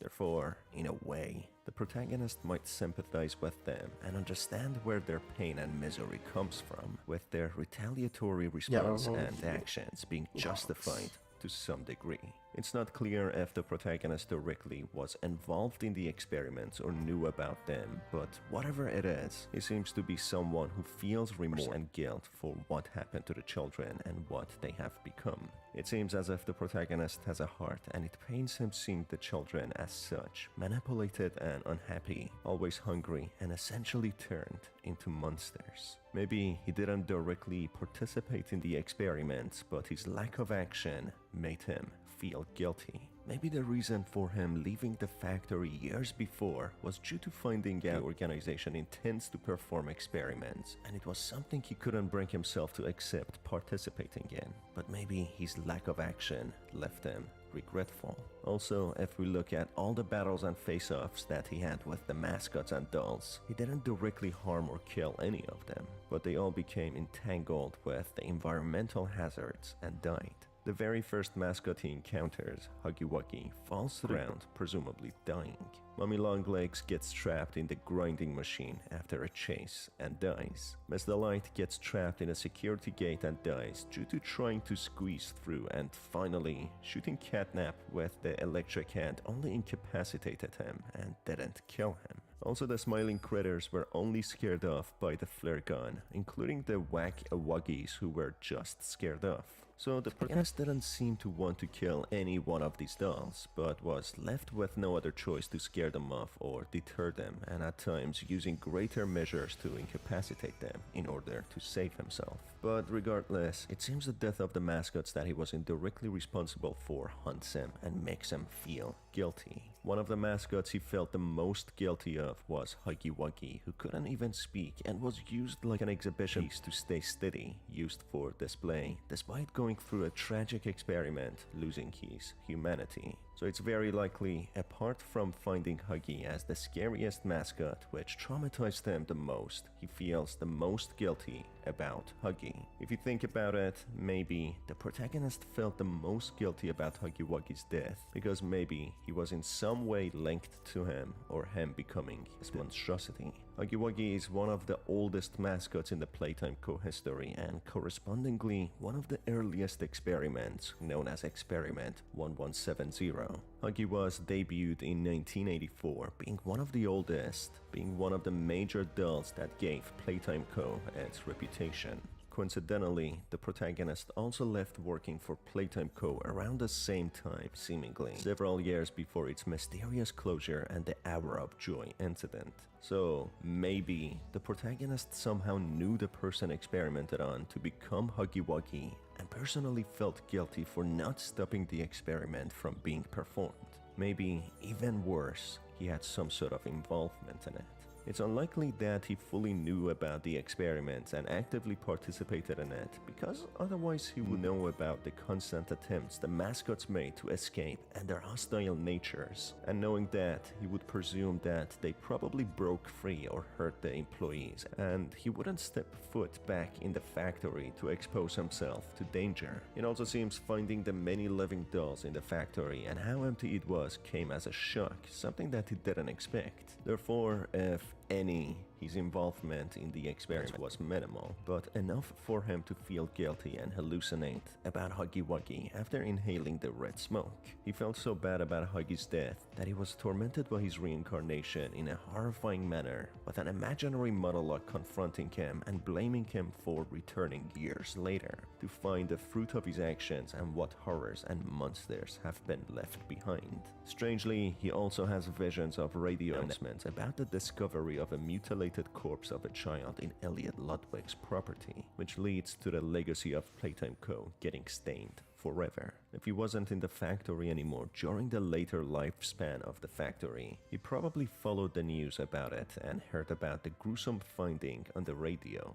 Maybe he had a major role in the factory, but not knowing much about the hidden sinister actions behind closed doors, which he still felt guilty about, feeling as if he got his hands dirty and facilitated such actions. Either way, it's clear he has some sort of close link to Huggy Wuggy, and hence why he was tormented by his vision after inhaling the red smoke, followed by the confrontational monologue. It's probably no coincidence as well that his departure from the factory coincided with the creation date of Huggy Wuggy. So it's very possible that he somehow learned about the experiments taking place and Huggy Wuggy being a result of them, hence why he left and felt guilty for not being more involved in it to stop. Anyway, what are your thoughts about it? Why did the protagonist specifically hallucinate Huggy Wuggy and not any other mascot? Someone like Mummy Longlegs, who had a much more brutal ending. He somehow felt more guilty about Huggy Wuggy. So, what do you think? Let me know down in the comment section below.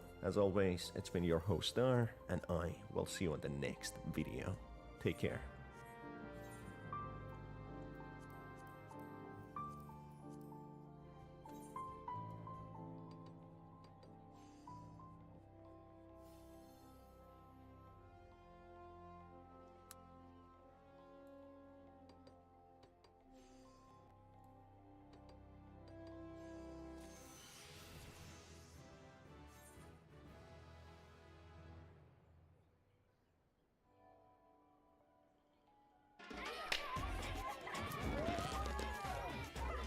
Since this quiet time. What's up? I'm Ben Born Again. Get it? It's a play on words. As in, I've been born again. Huh?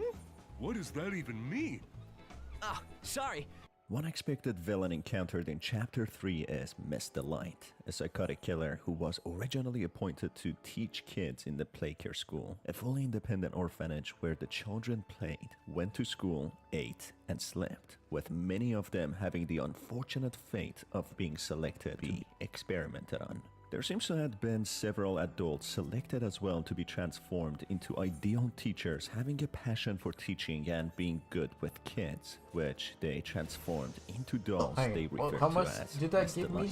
Based on what we see on the Abra of Joy tape, there were many Miss Delights created to teach the children. Strangely, it's only this Miss Delight that we encounter, not seeing any other one. The reason behind her hostility is hinted at being a howling hunger which she cannot satiate, and what she had to go through. Her appearance also shows that she went through some sort of physical altercation, sustaining irreversible damage to her face, exposing her innards and internal human organs, showing how her organs were surgically removed and placed inside this plastic doll. The very first time we encounter her is with the school, with Ollie warning us about her that she is a psychotic entity out for blood. She's first seen destroying a generator with a makeshift weapon that she refers to as Barb, being a collection of school accessories such as sharp pencils, rulers, etc. She's very powerful and destroys the generator with a big blow, then continuing to chase after the protagonist, breaking through barricades like there's no tomorrow.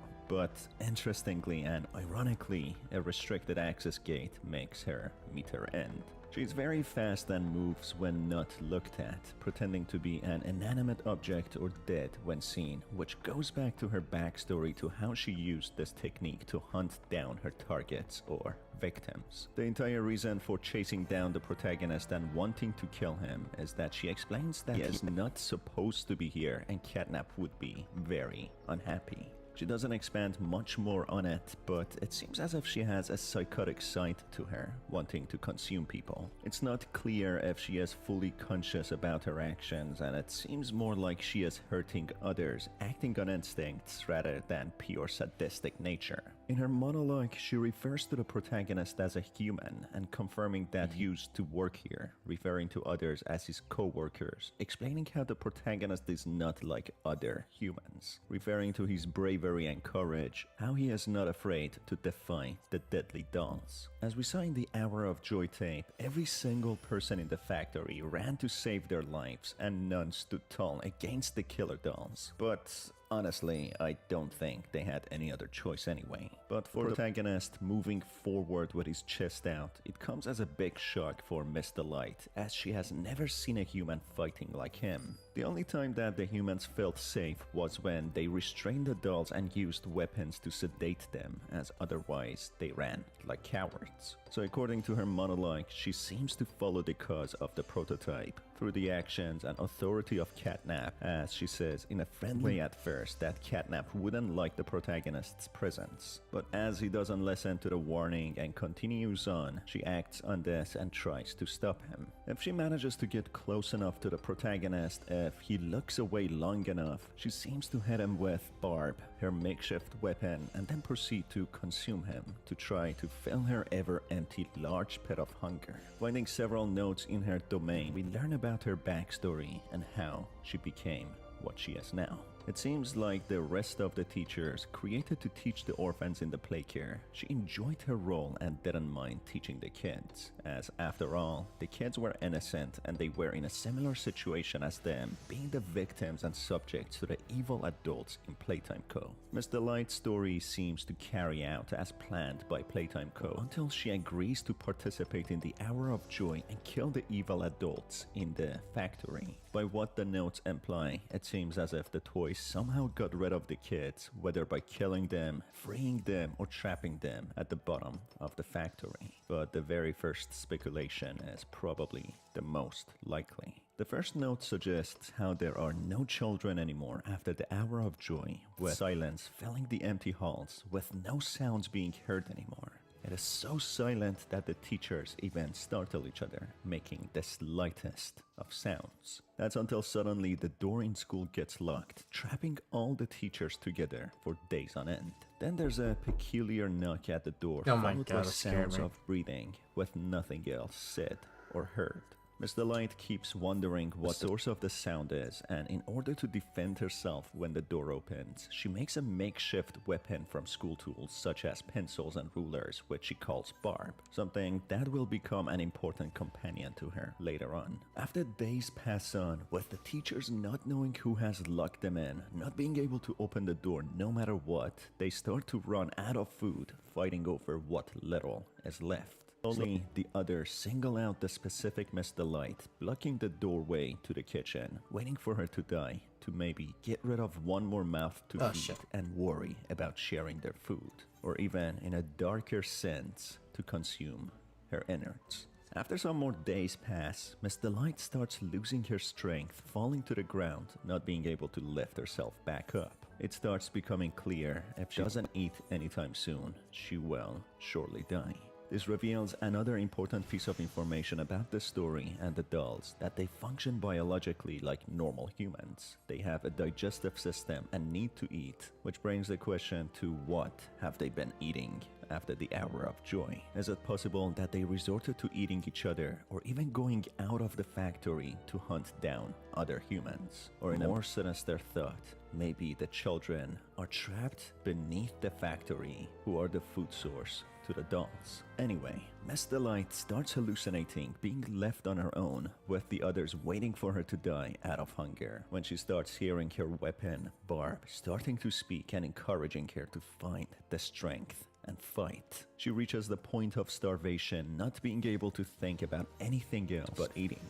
That's when she thinks if she stands completely still, the other teachers would think that she is dead, not paying too much attention to her anymore. But when they are distracted, she would then be able to make her move very quickly, attacking the others, maybe one by one, before they notice her. This explains who this entity was that she spoke to in her monologue. Barb, being her weapon or her more evil counterpart, enticing her to commit violent acts. It's even Barb who encourages her to kill the protagonist, while in reality she is friendly at first and even welcomes the protagonist. Also, the note explains the reason behind her mode of attack, why she stands fully still when looked at, and when she is not looked at, she moves really fast and attacks the protagonist with her weapon, called Barb. She has adopted this technique to pretend that she is dead or inanimate, and when the victims get distracted, she would make her move and attack them. Going back to her story, using this technique, she manages to attack all the other teachers, kill them after a struggle, and consume them to satiate her hunger. This would explain her damaged appearance, that she has a massive crack on her face, revealing her fleshy innards. Her plan seemed to work attacking the other teachers, but not without a struggle. It seems they physically resisted and injured her, but at the end, she won the fight. It would also make sense why she would still have a damaged face, as the dolls not having skin anymore, losing the ability to heal and reform damaged skin, and if they are not manually maintained or operated on by the scientists, they would continue to have their injuries. In her notes, she also apologizes and feels guilty for hurting the other teachers, even though they singled her out and wanted her to die, which shows that she has a kind and compassionate nature, as she was a teacher for the kids anyway. But the extreme conditions that she was in, being abused, experimented on, and left to the brink of death and starvation, she was pushed to the limit to become a monster. Even then, she was apologetic and felt remorseful for her actions. Poor Miss Delight was pushed too far that she started hallucinating, forming an alter ego in the form of a weapon that she named Barb, who would give her strength, who would direct her what to do in order to survive in this cruel and savage organization. Eventually, after she manages to kill all the other teachers in a brutal fashion and consume them, the door opens on its own, with no one on the other side. After some searching, she finds Catnap waiting for her, being glad that she is the one who survived, with her speculating that it was him who locked the door on her, as if implying it was the prototype. Despite saying that she badly wanted to kill him for putting her through all of this, making her fight for survival, she knew better that she would not survive a fight against them, the prototype. That's when she makes a deal with Catnap to report what she sees to him and to the prototype, in exchange of taking care of each other. So it seems if her theory and speculation is correct, with the prototype being the culprit of locking her in, he wanted to find the strongest out of them, putting them through a test and get rid of liability and weakness, as having more entities would mean more mouths to feed. But again, that wouldn't make much sense to why the prototype would want to kill the dolls and toys, as he acted as the liberator of them, rebelling and fighting against the oppressors to free themselves. And through his tape, it shows that he has a big heart and clearly sees injustice, asking if the scientist has any conscience and feels any remorse for hurting and torturing him and other dolls, seemingly. You stick us, feed us, tear our flesh. Do you feel it? There's a secret inside you, 1006. Valuable beyond all measure. I cut and run and burn at it. And I get closer. Almost typical level now, damn.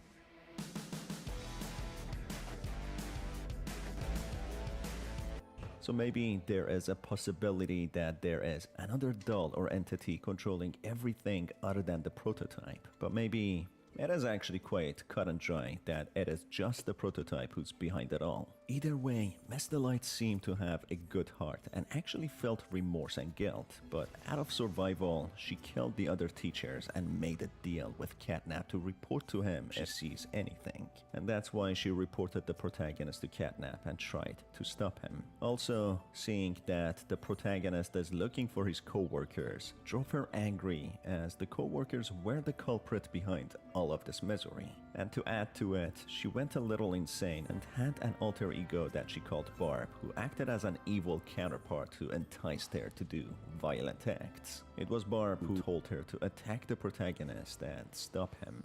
Anyway, towards the end, she didn't seem to be a follower of the prototype and didn't act like Catnap, being a crazy disciple. But she was intelligent enough to know the only way to survive in this hostile world is to cooperate with Catnap and the prototype, yet knowing not to trust them as she believes it was the prototype who trapped her in the place and left her to starve, fighting for her survival. So essentially, Miss Delight was a kind teacher who provided care and compassion and education to the children until the hour of joy, which leaves the fate of the children ambiguous if they were killed, freed, or trapped. Then eventually, in order to survive, Miss Delight fights with all her will, having formed an alter ego which gives her strength, but has sinister intentions to make Miss Delight survive. I mean, in this situation, the most saint and purest of all would snap and act instinctually and in an animalistic manner, as it only takes that much being treated like a hostile and wild animal, or even worse, for one to act as such. Anyway, it seems as if none of these characters deserved to die, as they suffered too much under the evil scientists of Playtime Co. Their hostility could probably be even justified to some level, as they only knew violence and maltreatment their entire life. Maybe with a new life experience, compassion and kindness, they would change their perspective. But unfortunately, in such hostile times, there's not much time to react, as one can only fight or die. That brings us to the end of the video, folks. What are your thoughts and opinions? Let me know down in the comments.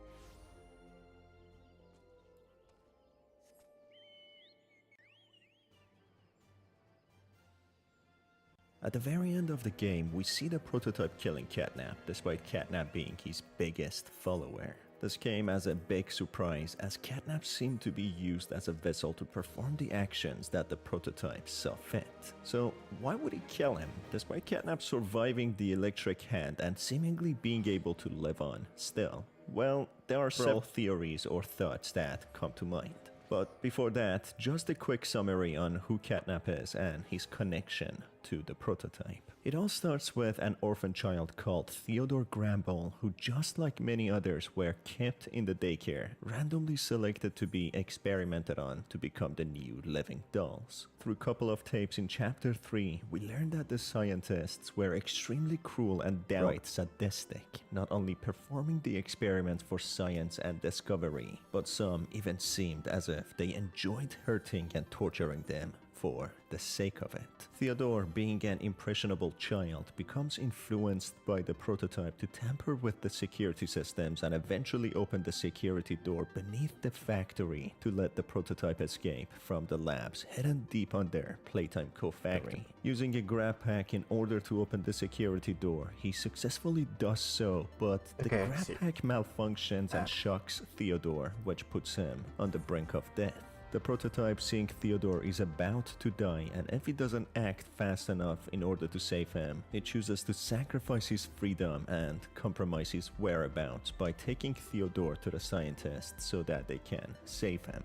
Thanks to the prototype's sacrifice, Theodore is saved, but he loses his freedom, a sure escape, as all the security systems were down and he could easily run away. But instead, he becomes imprisoned in the lab once again, being under even more stringent observation. The scientists, working with what they can, choose to perform a surgery on Theodore and transform him into the large Catnap as a mascot under the Larger Buddies initiative. Theodore, who is now Catnap, at first acts obedient and does what the organization asks him to do, but eventually, having limited contact with the prototype, he becomes more and more influenced by him, changing his view on the organization, wanting to escape and rebel against them, wanting freedom, which the organization depicts their cruelty and dismissal towards children, and how they don't even count them as human and just mere test subjects. Okay, this is Catnap, experiment number 1188. What's his real name again? Ah, okay. Hey, Theo. How you doing, bud? Normally I'd have Dr. Sawyer do this, but he's, out, let's say. So you got me until they find his replacement. First off, congrats. This is officially your 4th year in your new body, and you've made some real progress, pal. I was told that when you and the other smiling critters, Dog Day, Picky Piggy, yada yada yada were added into play care, that you weren't really getting along too well with the kids like everybody else was. But look at you now. The kids love you. And that red smoke, I mean, that's fantastic, isn't it? Is his, voice thingy still broken?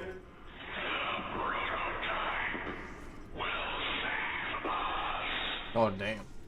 Theo, nobody's gonna save you. This prison is where you belong. We'll let you out here and there to go see the kids in play care, but your home is here. And as for the prototype, his home is in the labs. This is your life now. Get used to it. This leads to Theodore finding himself to have become a monster and treated like an enslaved monster. And he does what monsters do best when they are in those situations, helping the prototype to rebel against the evil organization. And in an event they called the Hour of Joys, mass massacring anyone that they find, including good people, that even adopted children and the ones who cared about them, but also the evil scientists. Eventually, Catnap's devotion towards the prototype takes a more sinister turn, with him becoming obsessed with the prototype, seeing him as his heavenly god who brought about their freedom from their cruel oppressors. He became so crazy and insane that he killed any doll or toy, essentially being children who didn't perform actions or didn't do what he saw fitting, worshipping the prototype. This brings us to the current time, where Catnap kills anyone he sees as a threat or a heretic, not worshipping and following the prototype. So according to this, the prototype must be the evil orchestrator, overseeing all of this cruelty and atrocities, right? Or is it actually something he wanted? Or did Catnap go too far for even someone like the prototype to approve of? Keep that in mind, we'll get back to it soon. If we consider Catnap was a close character to the prototype and he approved of all of his actions, killing him would seem like a complete betrayal.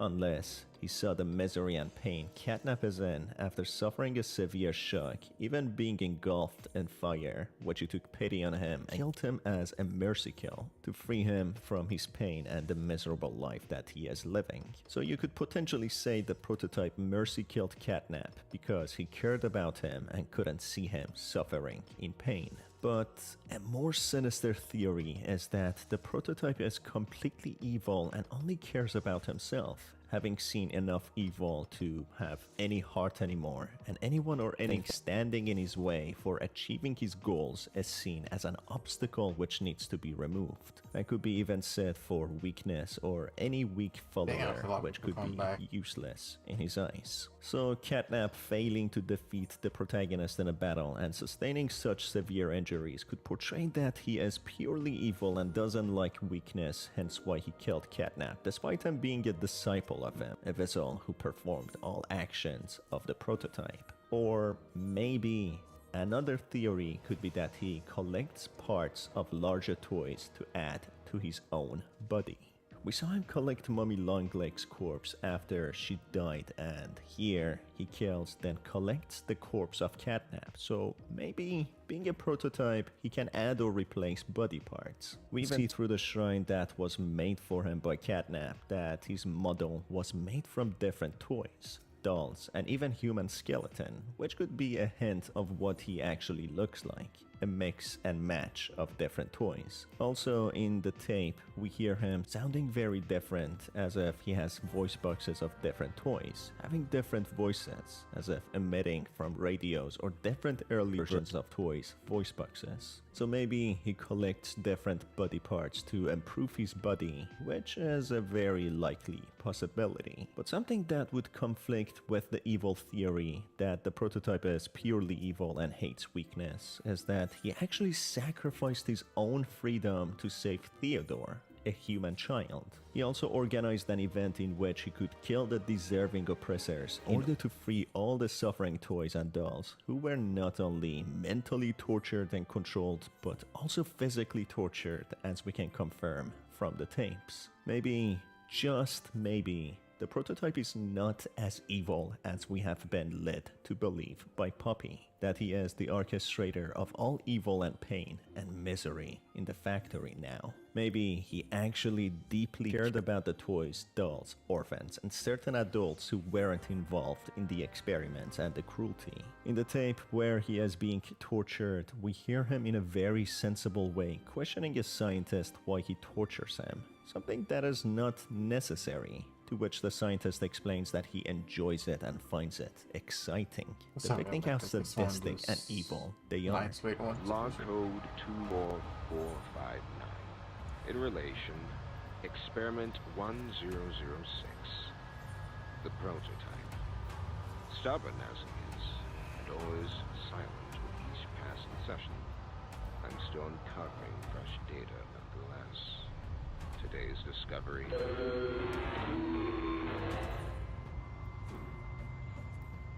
End of log. Ready to talk now, are you? I possess. A question. Go ahead. Do you feel anything? This question referred to once, exactly. You stick us. Eat us. Tear at flesh. Do you feel it? There's a secret inside you, 1006. Valuable beyond all measure. I cut and prod and burn at it. And I get closer with each session. So speak. Or don't. Fight. Or give in. Regardless, I learn something new about you every day. It excites me. Thank you. You thank me. Absolutely. I learn something new about you every day.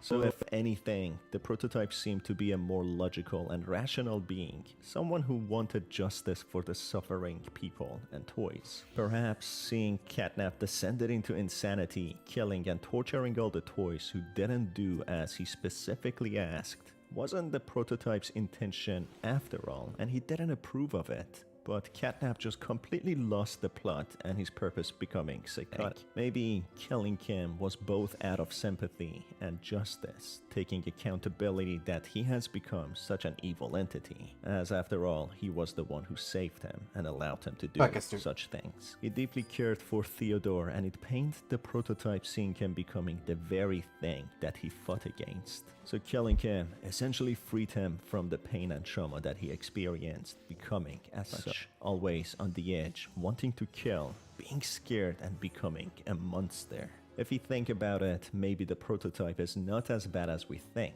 as he could easily attack the protagonist in both occasions when he collected the corpses of Mummy Longlegs and Catnap, but he decided not to. If we also compare Theodore's arc from beginning to his end, he had a very symbolic death. The prototype saved Theodore when he got shocked from a grab pack that he used to free him, and this time he got shocked again from a grab pack and severely injured, but instead the prototype killed him, which could mean he regrets saving him, as Catnap transformed into a bloodthirsty murderer, killing everyone in the prototype's name, even though the prototype doesn't approve of the killing. The prototype saw what he became, took accountability, and took the very life that he saved, as Theodore became something much more dark and evil. It's very ironic that he took the very life in the same way that he saved it. What are your thoughts, and what theory do you think is the most likely? Let me know down in the comments below. As always, it's been your host Star, and I will see you on the next one. Take care. The last one? No, there's one more. Ollie is by far one of the most unexpected characters in Chapter 3, who appears out of nowhere, only interacted with through a telephone the protagonist finds early into the chapter. At least that's what you might think at first, but it seems Ollie's interaction with the protagonist goes far beyond that. throughout the protagonist's journey across the playcare, Ollie sent keys and batteries to bypass certain safeguards and open certain doors in order to progress further. Ollie also seems to be able to communicate with Poppy, as he seems to be up to date about what Poppy has talked about at any given time. On top of that, it seems as if Ollie can watch the protagonist's every move through CCTVs, which are all over the playcare. Initially, these CCTVs were put in place in order to watch children and monitor them. They also used them to monitor the mascots, most importantly, as they made many escape attempts and even successful breakouts. One of the orphan kids who turned into Catnap even worked closely with the prototype to disable them in order for the prototype to escape. We also see how Huggy Wuggy and Kissy Missy were monitored and observed when they had their own escape attempts and retaliations against the staff members. So it goes without saying, every single part of the factory had CCTVs to monitor and control the children and the dolls. Therefore, it's safe to say Ollie could easily observe the protagonist through the CCTVs, and he didn't have any special supernatural powers connecting or seeing him that way. But the question remains, how did he gain access to the monitoring room? By the sounds of it, Ollie seems to be on Poppy's side, and he assists the protagonist to progress further to get to the prototype in order to most likely kill him. So it's questionable to how Ollie easily gained access to the security room without the prototype stopping him or allowing him to get there. For goodness sake, it's even baffling to why the prototype doesn't already attack the protagonist when he had so many chances to do that. We even are teased with his arm when Mummy Longlegs is killed and Catnap is defeated. I can't think of anything better than it's all just a gimmick so that the story keeps us on the edge of the seat, building up the tension for meeting the prototype at the end, because no matter how many theories or ideas we might have at this point, it can't explain why he wouldn't attack the protagonist after battling some major mascots, rendering him exhausted and vulnerable. The protagonist would essentially be an easy target to attack or kill after having his energy drained after battling Mummy Longlegs and Catnap. After Catnap, he even lost the grab pack hand, which could easily get him ready for the prototype to attack. Considering all of that, the prototype is probably just hanging tight for the protagonist to get to him and have a glorious boss fight. Unless there's more to the story with more turn and twists. In the very first interaction with Ollie, he explains that the protagonist shouldn't be mad at Poppy for derailing the train and getting him to playcare, as there are so many that need the protagonist's help, including Poppy and Ollie himself,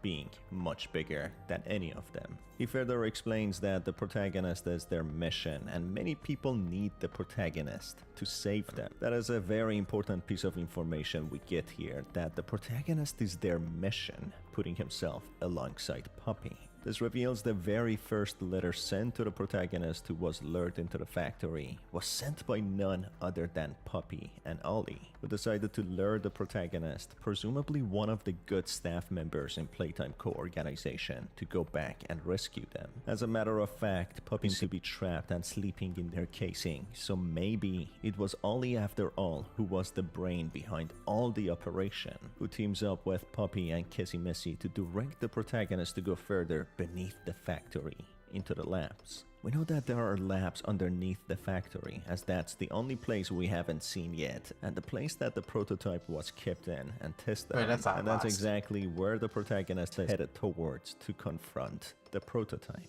Another important piece of information is that there are still many living people that rely on the protagonist to save them, and saving meaning that they are in the risk of dying.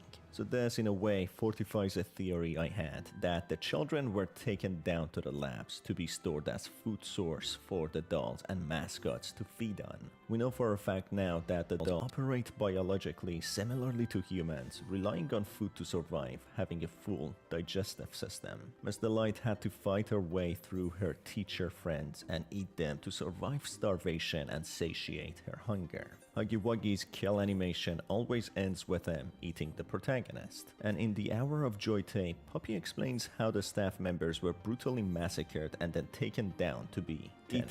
So it's very clear now that the dolls needed food to survive. And now, living in the factory, not having any humans take care of them, they need to rely on themselves to live. It seems in the Hour of Joy they killed all the staff members, and according to science, it doesn't take long for bodies to decompose quickly after, rendering the flesh inedible. Unless there are some big freezers beneath the factory, and considering the number of living dolls, it probably wouldn't take long for the bodies of the staff members to decompose or run out, leaving all the dolls without any food. As there was no sign of the kids being murdered in the Hour of Joy tape, it's very likely they were taken to a safe place, or in other words, a place where the children would be stored for food. Maybe. In the notes that we find from Miss Delight, this is also confirmed that the children were taken away from the school in play care, with the teachers not having access to them. It then seems as if the prototype shuts all the teachers in the school, letting them fight for survival. So it could be very likely that Ollie is one of the surviving orphans trapped somewhere underneath the factory who somehow still has access to the security room, safe from the prototype. Following all this information, there is a tape recorded by Miss Delight, who seems to be talking to her evil alter ego, Barb, the makeshift weapon that she made out of sharp pencils and broken ruler, unveiling even more information about the children. Where are the kids? Please, where are the children? Are they in the same place as the employees? No. Are the children safe? Yes. Can I see them? No. And that was it. That's all he'd tell me.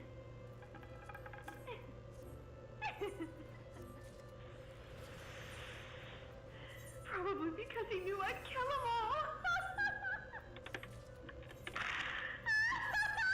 all. Yes. She explains that she wanted to know the whereabouts of the children, asking the prototype if they are kept in the same place as the employees. This is some big details that reveal that many employees are still kept alive, and not all of them actually were butchered. This would make sense as the prototype, seemingly being the most intelligent of them all, and a leader figure, would want to ration them so they can consume them and survive. On top of that, a more sinister reason could be that the prototype alongside many other dolls were put under tremendous torture and pain for the sake of it by some scientists. So it would make sense for the dolls and the prototype to want to keep them so that they can punish them for what they had done. In a sinister tape, where the scientist explains how sadistic he is, the prototype explains that he learns something new about him every day, portraying how the prototype is planning his revenge and being very resentful against this particular scientist. Insticas. Vivas. Terra flesh. Do you feel it? There's a secret inside you, 1006. Valley beyond all measure. I cut and prod and burn at it. And I get closer with each session. So speak. Or don't. Fight. Or give in. Regardless, I learn something about you every day. It excites me. You Absolutely. I learn something new about you every day. Anyway, in Miss Delight's tape, when she asks where the children are, the prototype doesn't disclose that information, with Miss Delight confessing she would most likely kill them if she had the chance and found them, most likely to eat them, as she explains how she has a howling hunger. So it seems as if the prototype is keeping the children safe, or at least that's what it appears to be, away from the employees. He keeps their whereabouts safe from Miss Delight, and maybe even Catnap, so they don't die or get consumed. This explains that the children are very likely kept safe under the factory, with many employees still alive, with their purpose being unexplained. So when Ollie explains that there are many people needing to be saved, he most likely refers to the children and the remaining employees. Following Ollie's phone calls, he directs the protagonist to the smoke production zone, instructing him that he needs to redirect the smoke so that the path is cleared for him to go further down to the prototype's quarters. After kissing Missy tackles the protagonist feeling a little tense, Poppy confirms that it was Ollie who helped them find the protagonist, so it makes sense that Poppy was trapped in her box after the prototype put her there. But thanks to Ollie, their mission continued, trying to free and save the others. Poppy even confirms that she's in contact with Ollie and that he will contact him, which he actually does soon after. She also mentions that the prototype will kill the protagonist if he would try and leave the factory, which I don't think I believe,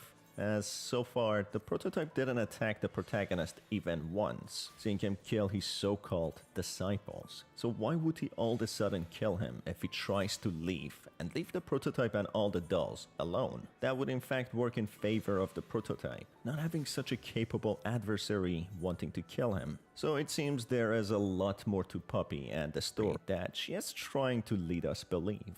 Correspondingly, Ollie contacts the protagonist and says that Poppy must have explained everything by now, suggesting that they are in constant contact with each other. Ollie proceeds to give the protagonist detailed instructions of what to do to progress further. Subsequently, talking to Dog Day as well, he confirms a few important pieces of information. He explains Catnap is the one feeding the little smiling critters if they follow his order, meaning that he has access to the employees most likely, feeding them the employees. Also, Dog Day continues that he, like many other dolls who stood against the prototype's orders, possibly wanting to kill every employee and keeping them for food, which led to him being tortured.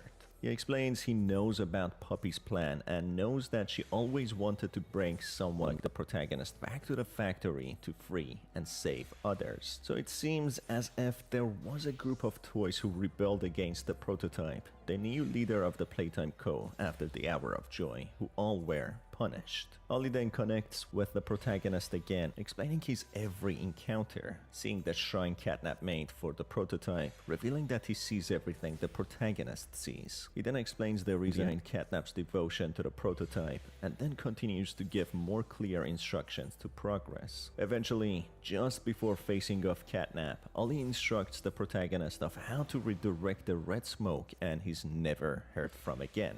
That leads to Poppy explaining everything, that many of the people who were butchered didn't even know the dolls are living or experimented on, but the prototype who organized the massacre didn't really care. And that's the reason Poppy explains that she wants him dead, including saving others who are still alive, as Ollie mentioned. So it's clear Ollie is on Poppy's side and opposes the prototype and his actions. But more importantly, the reason that drives him to do what he does is to save others and liberate himself, Poppy, and the others. This probably includes other dolls who are forced to obey him, and dolls who might have been kept captive, such as Dog Day, who didn't want to participate in the Hour of Joy. It's very possible for Ollie to be just the child who managed to survive and get himself to the security room, safe from the prototype, in order to help and instruct the protagonist to find a way down and battle the prototype. It's not very clear, however, how he managed to do that with all these hostile dolls monitoring everyone,